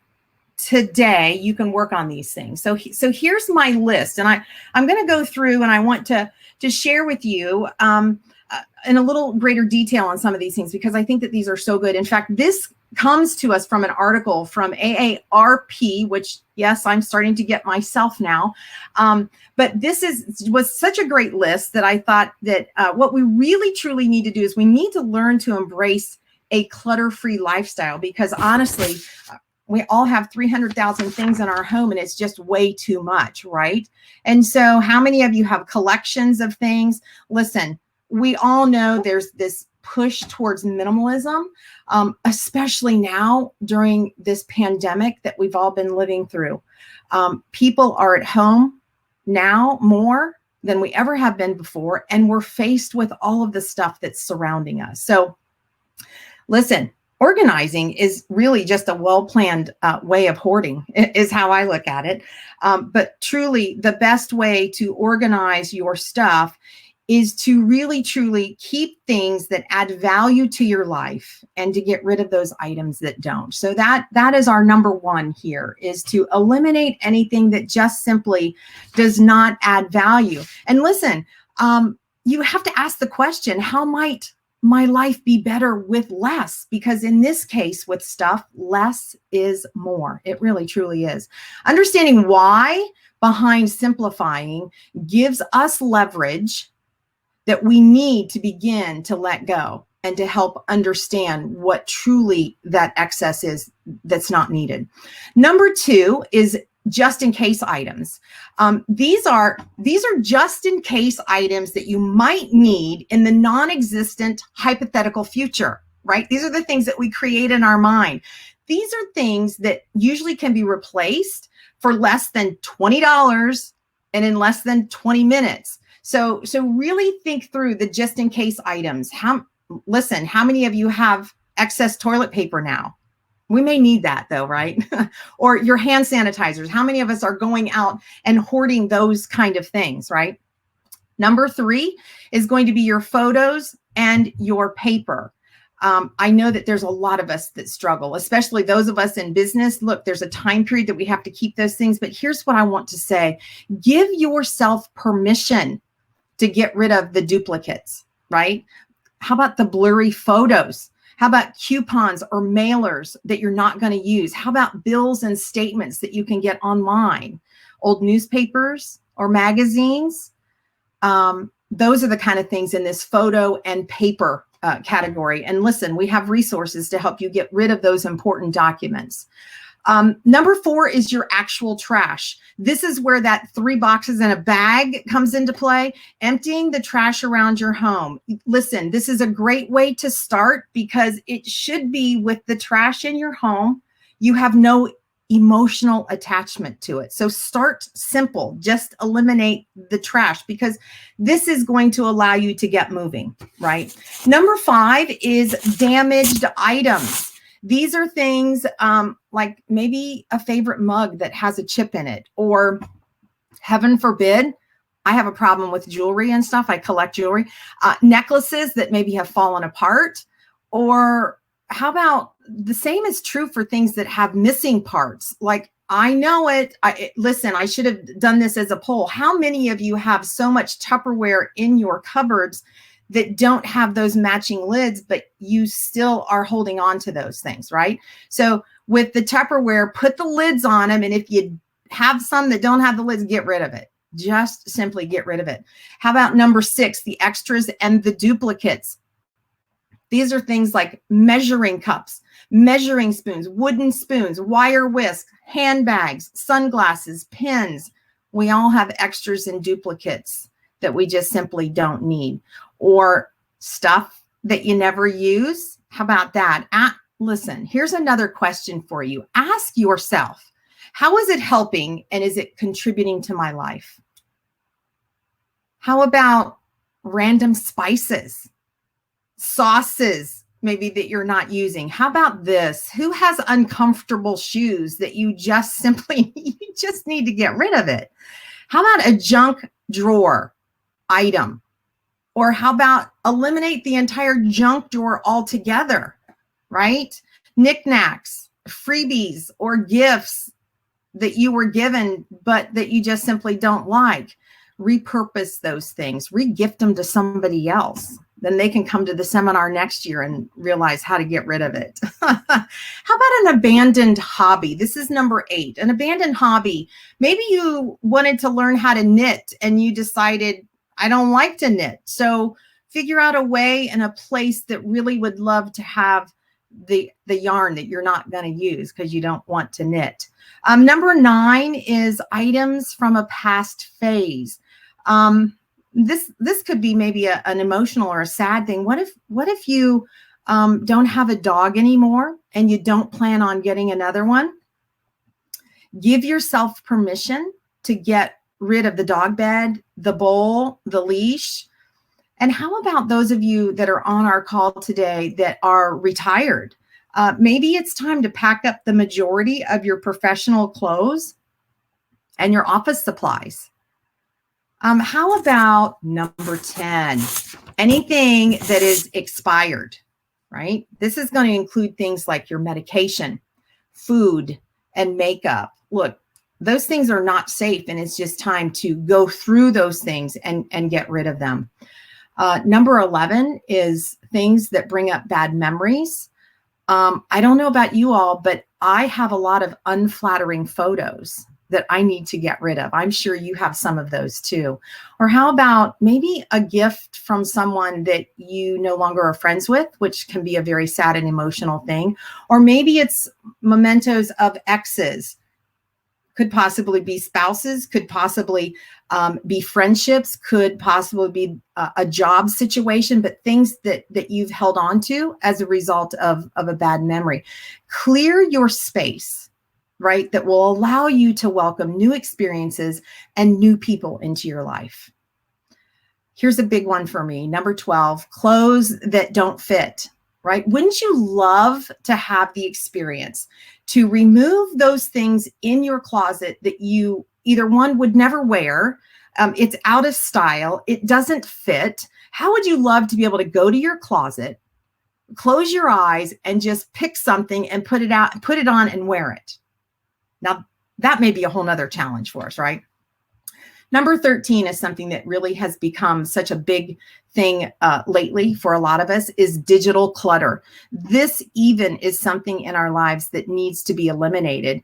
Unsubscribe to those podcasts that you don't listen to. You can delete the music that maybe no longer brings you joy. Or how about, I don't know about you guys, but my email box seems to fill up so much every day with just clutter that I go through and delete more than what I actually need to read. And so delete those email subscriptions, delete the apps that drain your time and energy and just having to go through and to look at those things. So here's what I want to tell you. This is a great application, things that you can do right now today, right, to help you to get rid of these things. But here's another thing that is so wonderful. Listen, Kathy has written a book. She's talked about it a little bit today, but I just want to encourage you. There's a couple of different ways that you can get this, but you're going to see that this is going to help you in many different areas. We have lots of tabs: sell it, donate it, move it, store it, organize it, and junk it. This is a resource of over 100 pages of businesses and nonprofit organizations that actually want your stuff. Some of them will buy it. But their location, there's contact information for trash, hauling things away. We've got blog information in here. There's tips from Peter Walsh in here. And listen, there's even storage unit information in here as well. So I encourage you to reach out to us. It's actually a gift that we are willing to give you. Will you have us come out to your home, help you talk about a plan? We will bring this book to you. So please let us know how we can get that to you. I also want to let you know that I have put together a couple of handouts for you that are going to be in the handout section. Should I keep it or should I toss it? This is a list of 26 questions. If you are so paralyzed by what to eliminate, how do I get rid of? These are 26 questions that you can ask yourself in that. Which box does it go to? Do I need it? Do I love it? If I keep it, will I remember that I have it? If I remember that I have it, will I be able to find it, right? So these are questions on this sheet that is available to you in the handout section. And then the other thing is a 20-minute declutter challenge. Listen, I know that this can be very daunting. This can be a very challenging time because so much of us have so much stuff. This little baby 20-minute challenge is something to get you started. It encourages you to take a picture. It encourages you to grab your trash bag and to remove everything. And here's what I want to challenge you with. Start in one room or one area or a linen closet, right? We're starting with baby steps. So check out that 20-minute challenge. I think it'll be something that will bring you some momentum, and it will allow you to really start to tackle the elimination of your thing. And listen, we know that this process is very challenging. As I said, we're here to help you through this entire process. What we know as agents, listen, we have over 100 years of experience. As Kathy said, we've been in your homes. We know what you're struggling with all of the stuff that you have. We want to help you come up with a plan. And that's exactly what we'll do. We'll come and we'll talk to you and tell you how to get started, the simplicity of it, and help you to motivate yourself to move on to the next room. So just remember in all of this that we've got a trend towards minimalism here, and it is only keeping items that add value to your life. Thank you so much. Thanks, Jill. We've got a couple more speakers to wrap up our afternoon. You'll want to stick around. We also have door prizes at the end, and we have information on upcoming seminars. I want to introduce you right now to Scott Stevenson. He's CEO of Northwest Title. And I tell you, he has some great information for you so that you are not scammed online. You've all gotten the emails. You've all gotten the phone calls. Scott's going to talk to you about how to protect yourself. Hi, Scott. Hey, Kathy. Thanks for having me on. I'm definitely your public service announcement guest today. I'm Scott Stevenson. I own Northwest Title. Actually, Mom and Dad started the company back in 1967. We're 160 people. All throughout Ohio. Check out our website, nwtitle.com. But we handle those closings. And as you imagine, when you have your real estate closing, we're putting all the documents together. We're getting things recorded correctly. And we're also moving money around. That's right. And because of that, those cyber fraudsters have figured out that during a real estate transaction, they want to get to us. They want to get to you, the buyer, the seller, the lender, the realtor and title company. And what they're trying to do is take our money, trying to direct those funds that we send electronically to their own personal criminal accounts. Worse yet, it's bigger than just me and my real estate company. It's everywhere. And we're all online. Think about it, folks, but look at these numbers from 19. We're waiting for 2020 numbers to come out, and they're going to be worse. But go Bucks and OHIO, but we never want to be third place on this list. And that's where we are by state. This is total losses by victim per state. Ohio is 3. The average loss is $264,000, folks. It's horrible. And as Kathy mentioned earlier on, it's worse for us in our 50s, 60s, and beyond. We might not be as good at these electronic devices and computers and understanding that people are trying to trick us in our own emails. So cyber crime against us, the elderly, has become horrible, horrible. Business email compromise is what we're dealing with here at Northwest Title and a real estate industry, and they're trying to get into our email accounts by stealing our logins and passwords, and they do that. You actually provide it to them. It's horrible. Elder fraud, as I mentioned, is really on the rise. Tech support fraud, believe it or not, you might have gotten these phone calls where somebody calls and says, I'm with Microsoft and we see your computer's running slow. And then people actually believe that and walk over to their computer, open it up, and let these criminals get in there and steal money to the tune of $54 million in 19. And then there's ransomware. That's that malware that you just happen to click on the wrong thing in an email or on a website, and it downloads and locks up all your files. I want to show you how this all works and what happens, but that elder fraud is really out of control, whether it's the IRS or the Social Security calling you, and by the way, they don't. But it's those schemes, the romance scams, people falling in love online and then wiring money overseas. It's out of control, everybody, and it's getting worse. But folks, it all comes down to really email. 91% of all of these phishing scams start in your inbox. They're trying to trick us to do the wrong thing. What about our phones? I know my phone is ringing all the time. I'm sure yours is with these strange phone calls. Just don't even pick it up half the time. But the other one that's just started happening, actually happened to me over the weekend, are text messages. I kept getting a text message just this weekend that looks like it's coming from the U.S. Postal Service saying I've got a package and I need to log into something. Don't delete those things, but they're coming at us all different directions. But as I mentioned, 91% of these problems that we are all encountering happen through a simple email trying to con us into doing something. I want to take a look at this one. Here is really the classic example. It's coming from Google. I have a Gmail account and Google owns Gmail, right? So all of a sudden, this is a trusted party just because they've got that Google symbol on there. And this one says, oh my gosh, someone is trying to break into your account here at Gmail. We were able to stop them, but just click the pretty check activity button and make sure that everything looks okay in your account. What would I know about how my account looks? But when you do click on that, guess what? It's probably going to send you to a place to put in your login and password. That's what these criminals are trying to do. Ladies and gentlemen, if you find yourself all of a sudden being asked to put in your login and password, you need to stop. This is exactly what the criminals want you to do. And think about that. Think about what happens if they had your login and password.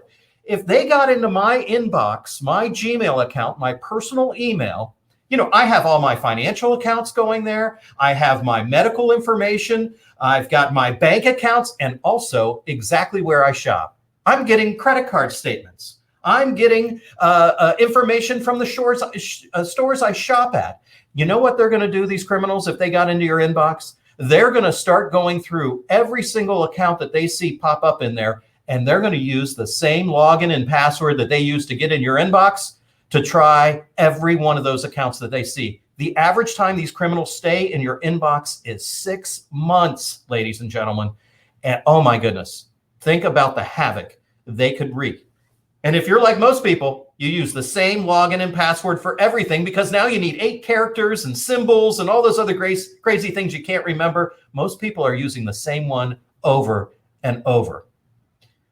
Folks, from this class or my little presentation today, I got to ask you to do 2 things. One is you're never going to click on a link in an email that you don't understand why it came to you. You're not allowed to.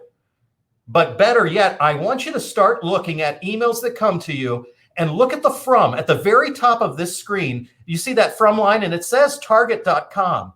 And sure enough, there's the little Target logo and it says somebody bought you a gift, and just click the link and open an account and use that same old login and password you use for everything else, right? But look at the email address on this, folks. SHERIT@dacrycorp.com. Ladies and gentlemen, that is not a Target email. It will usually say target.com at the end of that. Just know that if it doesn't look right, delete these things. You can't play around anymore. And if you clicked on the link, look at this. After the HTTP, that's where it's sending you. And this one says Hobbygabus. It's not sending you to Target. It's sending you to Hobbygabus. But I had to hover over that to even show it to you. Here's another example. This one was horrible. This came to my business partner here at Northwest Title. And look at that email address. You think it's coming from Bank of America, but oh my gosh, Bank of America. And do you see that? America is spelled with a lowercase L. Believe it or not, this criminal purchased this website address for $20. I still can't believe the Bank of America in 2017 hadn't purchased something similar. Probably the biggest giveaway. But now that criminal is using it to try to convince people to do the wrong thing in their email box. Well, before I let you go, there's 2 things that you need to do. This is the public service announcement. One is, of course, your passwords. And maybe consider a password manager. I'm telling you, it saves my frustration level every time I can't remember my password. But 2-step verification, most important thing I tell you about today, please, please, please pay attention. You must turn this on immediately, especially in your email, but also any account that you have online that has your credit card. I'll show you how that works. But let's start with our passwords. And it's just like Mom used to say to me, just like my underwear, change them often, keep them private, and never, never share them with anyone. Well, ladies and gentlemen, here they are, the top 50 passwords being used in America. And this list never changes. I mean, this has been the same for about 4 years now. If you're using baseball or football or monkey, or maybe a name of your child or grandchild, or QWERTY, you know, those first so many letters in the keypad there. If you're using anything that looks anything like these, folks, these criminals know what to do.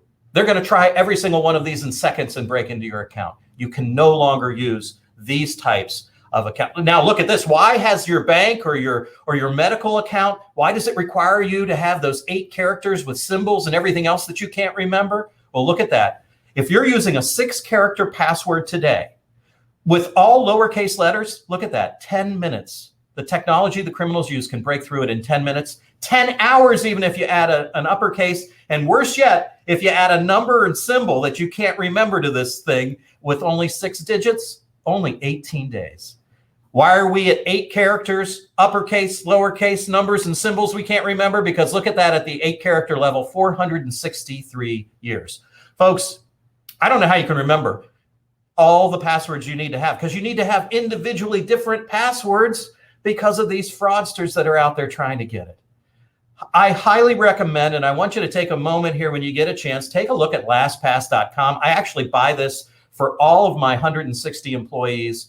It is a password manager, and I only have one password, ladies and gentlemen, just one that I have to remember. Only one. It's real long, but it says right here, it would take 41 trillion years to break through my password. Oh, yeah, being safe. But look, when I put in that master password, here's my LastPass account. I can click on that Amazon.com button. It takes me there. It loads me right in. I don't even know what my logins and passwords are, but I have them not only on my computer, I have them always with me on my phone. Highly recommended if you're frustrated as I am, and especially if you're really trying to do this right, being online. You need individually separate logins and passwords. But this is the most important thing. Even if the fraudster has your login and password, if you turn on two-step verification, sometimes they call it two-factor authentication. If you turn that on in each of your accounts, they'll never be able to get in, even if they have your login and password. You've probably done the two-step, and it's not just that dance you used to know. This is the two-step. The first step in logging into an account is you need your username and your password, things you have to remember, right? But the second step, when you turn on this two-factor in the account, it will then either give you a security code or send you a code to you that you then put in. For like my medical benefits, for example, it asked me after I put in my login and password, this screen pops up and it says, would you like to answer one of those security questions that you created a couple years ago and you don't even know what the answers are anymore? Would you like us to send a code to your email? Or I always use my cell phone, so they can just send me the code right here and I don't have any issues at all. Ladies and gentlemen, if you have a Gmail or a Google account, Yahoo, you need to turn this on for your inbox.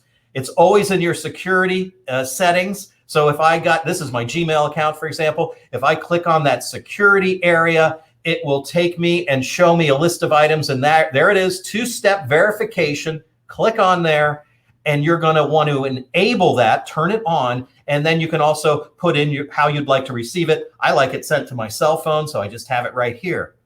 What you're doing, folks, when you turn this on, and you only have to do this once. It's not like when you go to your bank account, you have to do it every time. This is once and done in your emails and everything else you're doing. What you're really doing is you're training your account to only allow certain devices to connect to it.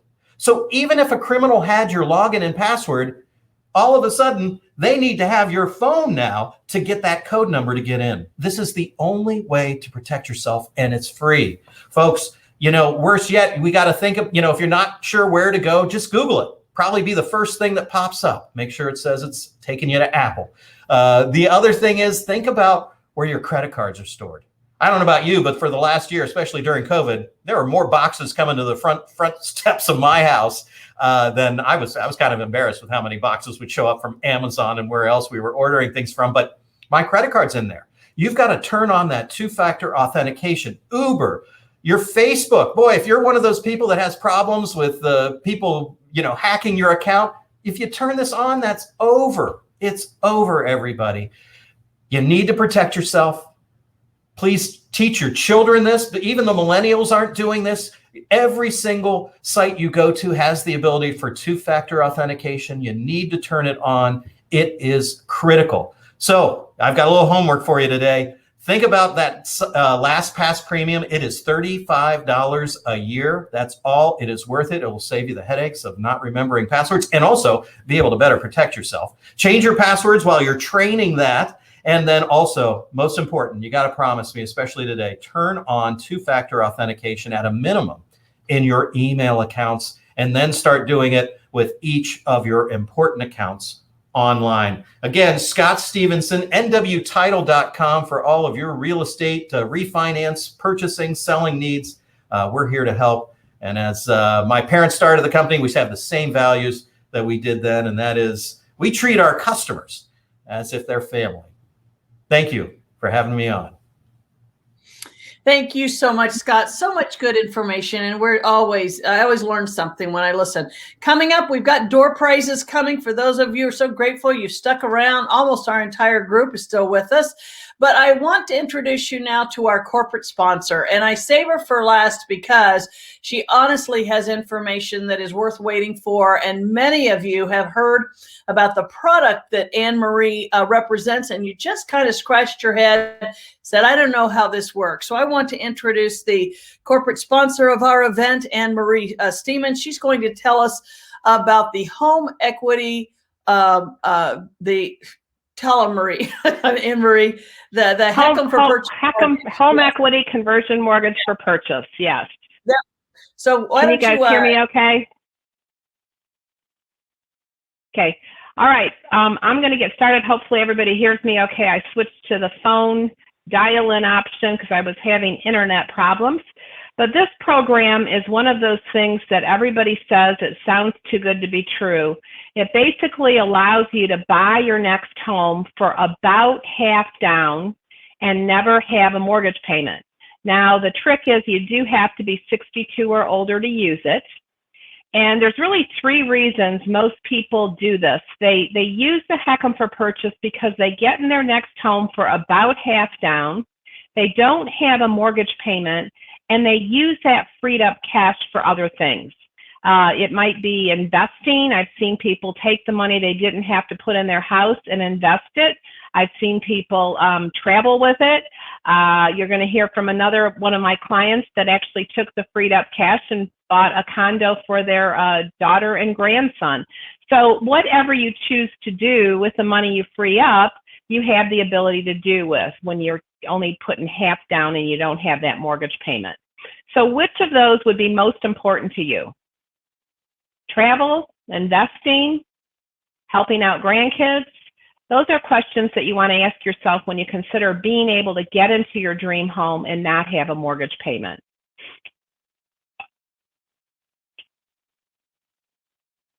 Okay, how do you qualify? Well, there are things you have to be. You have to be 62 or older. It must be your primary residence, so it cannot be a second home or an investment property, so it has to be your primary residence. And the money you bring to closing, that half down we talked about, so if you're buying a $400,000 home, you can buy it for about $200,000. So that has to come from the liquidation of an asset, like the sale of your home, checking, savings, IRA, 401k, CDs, stock accounts, and so forth. Or you can get it gifted, but you can't go borrow that money. So what a lot of this age group is doing is they are selling their existing home, taking some of that money, buying their next home, and like I said, they're buying it for half. So they're using that freed up cash for other things. And that is something that has just blowing people away. What I hear all the time is, right, there's got to be a catch. What I love about it is it is real. And Kathy's got a good example too of some of her clients. Now this chart, it may be a little hard to see, but you'll be able to get one of these, you'll be able to download one of these, but it just shows that this is age-based lending. So if you look across the top of the screen, there are ages, and if you look down the bottom or the side of the screen, the left side, there are purchase prices. So in this case, if somebody's buying a $450,000 home and they're 70 years old, they're going to be able to buy that $450,000 home for $237,000. And that's it. It's all they have into this the rest of their life.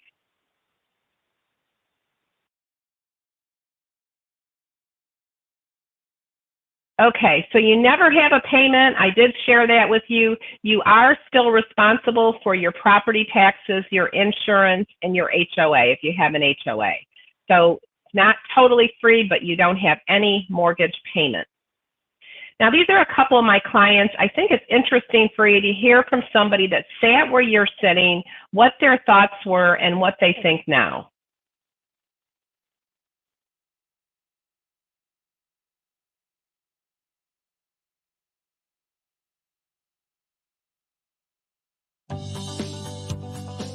What if I can tell you there's a way to have a payment, or to have your house and have more house than you ever dreamed of having with no payment?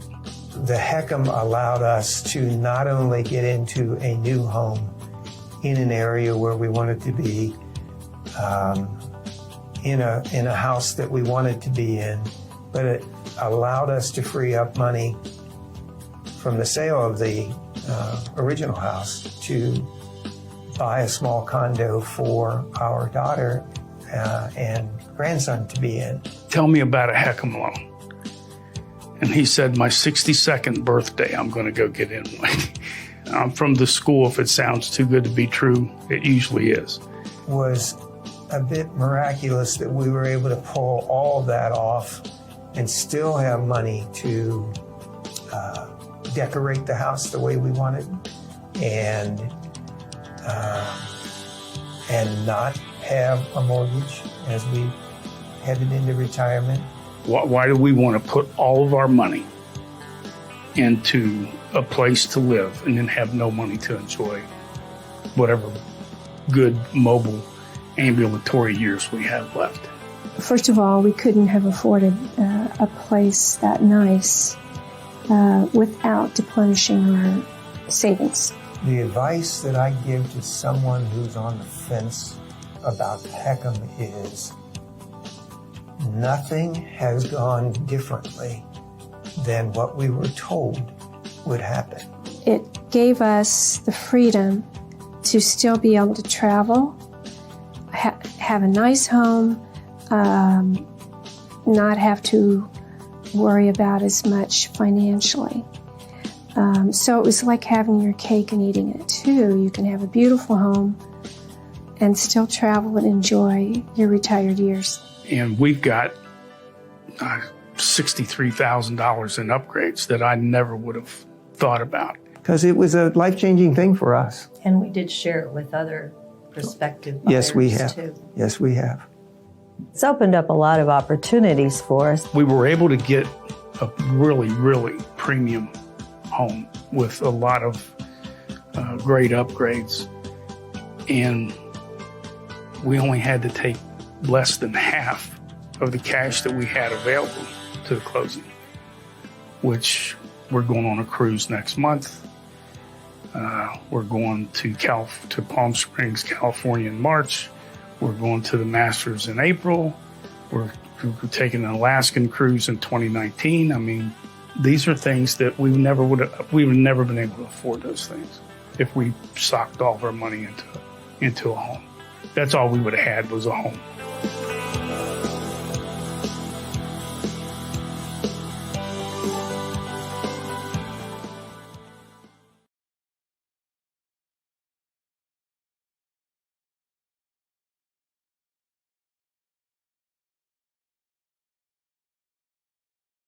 That I cannot do today is get into the details of how this works, but I have a lot of good ways for you to do that. And the biggest thing we hear every day is it sounds too good to be true. You need to get the facts, and the facts are not gotten from the internet because there's a lot of misinformation on the internet. So I encourage you strongly to plug into the tools that I've developed to be able to share this program with you.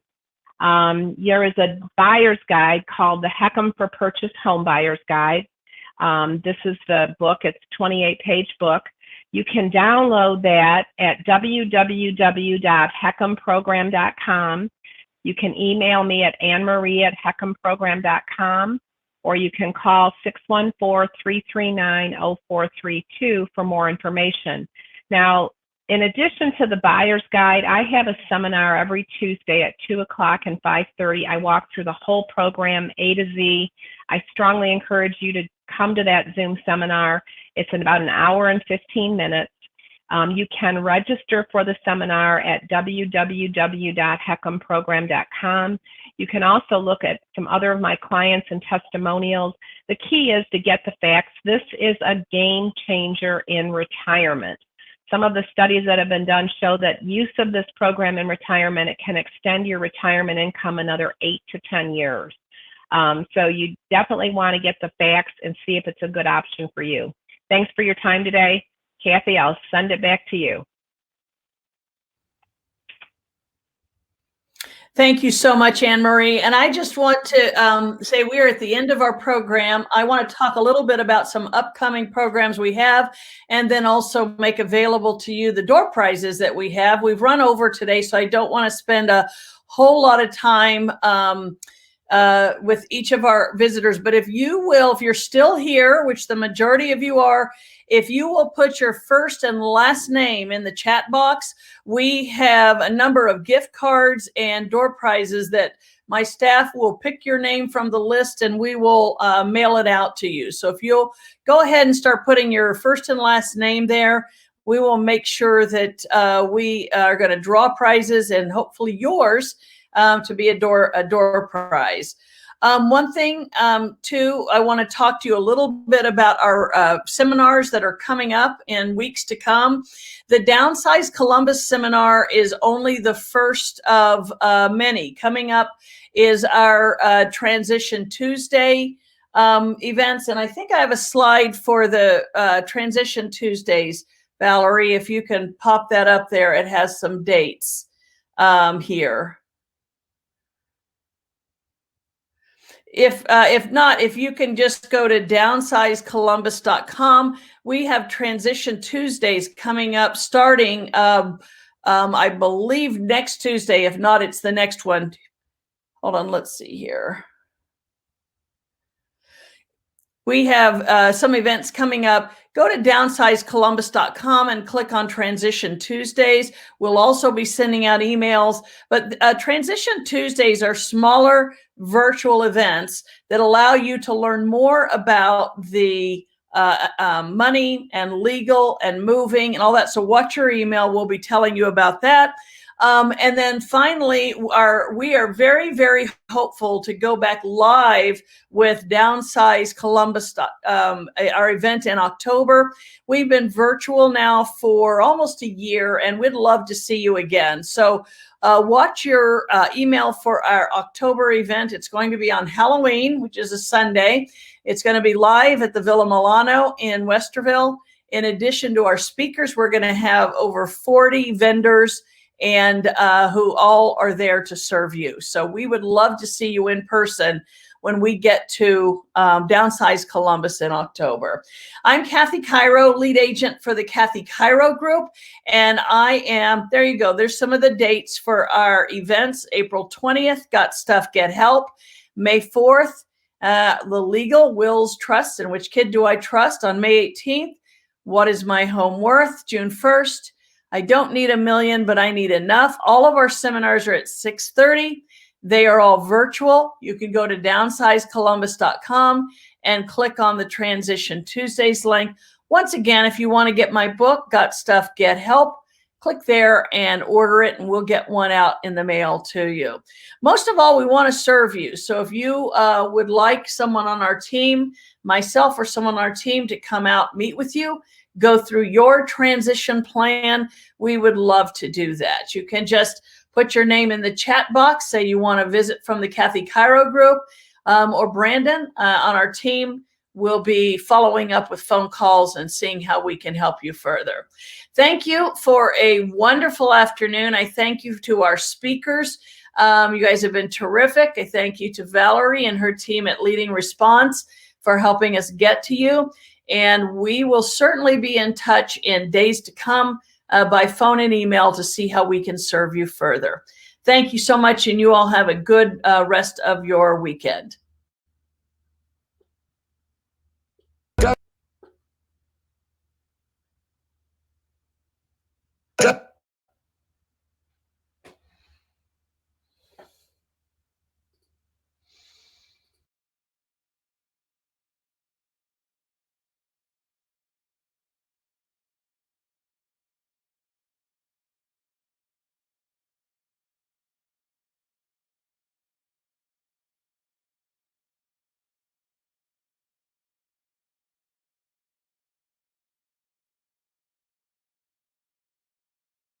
Not too much stuff. Of course you do. Downsizing expert Kathy Cairo brings you Got Stuff, Get Help, the complete guide to the who to, where to, and how to of getting rid of stuff. This easy-to-use reference book features over 100 pages of Columbus-based businesses and nonprofit organizations. Sell it, donate it, toss it, organize it. It's all here. New York Times best-selling author Peter Walsh offers his decluttering tips, and Kathy shares her insights from years of helping homeowners just like you. Read the stories of local business owners, find value in the things you were going to throw away, and be encouraged to start your own journey to a simpler life. Get your copy today. Got Stuff? Get Help.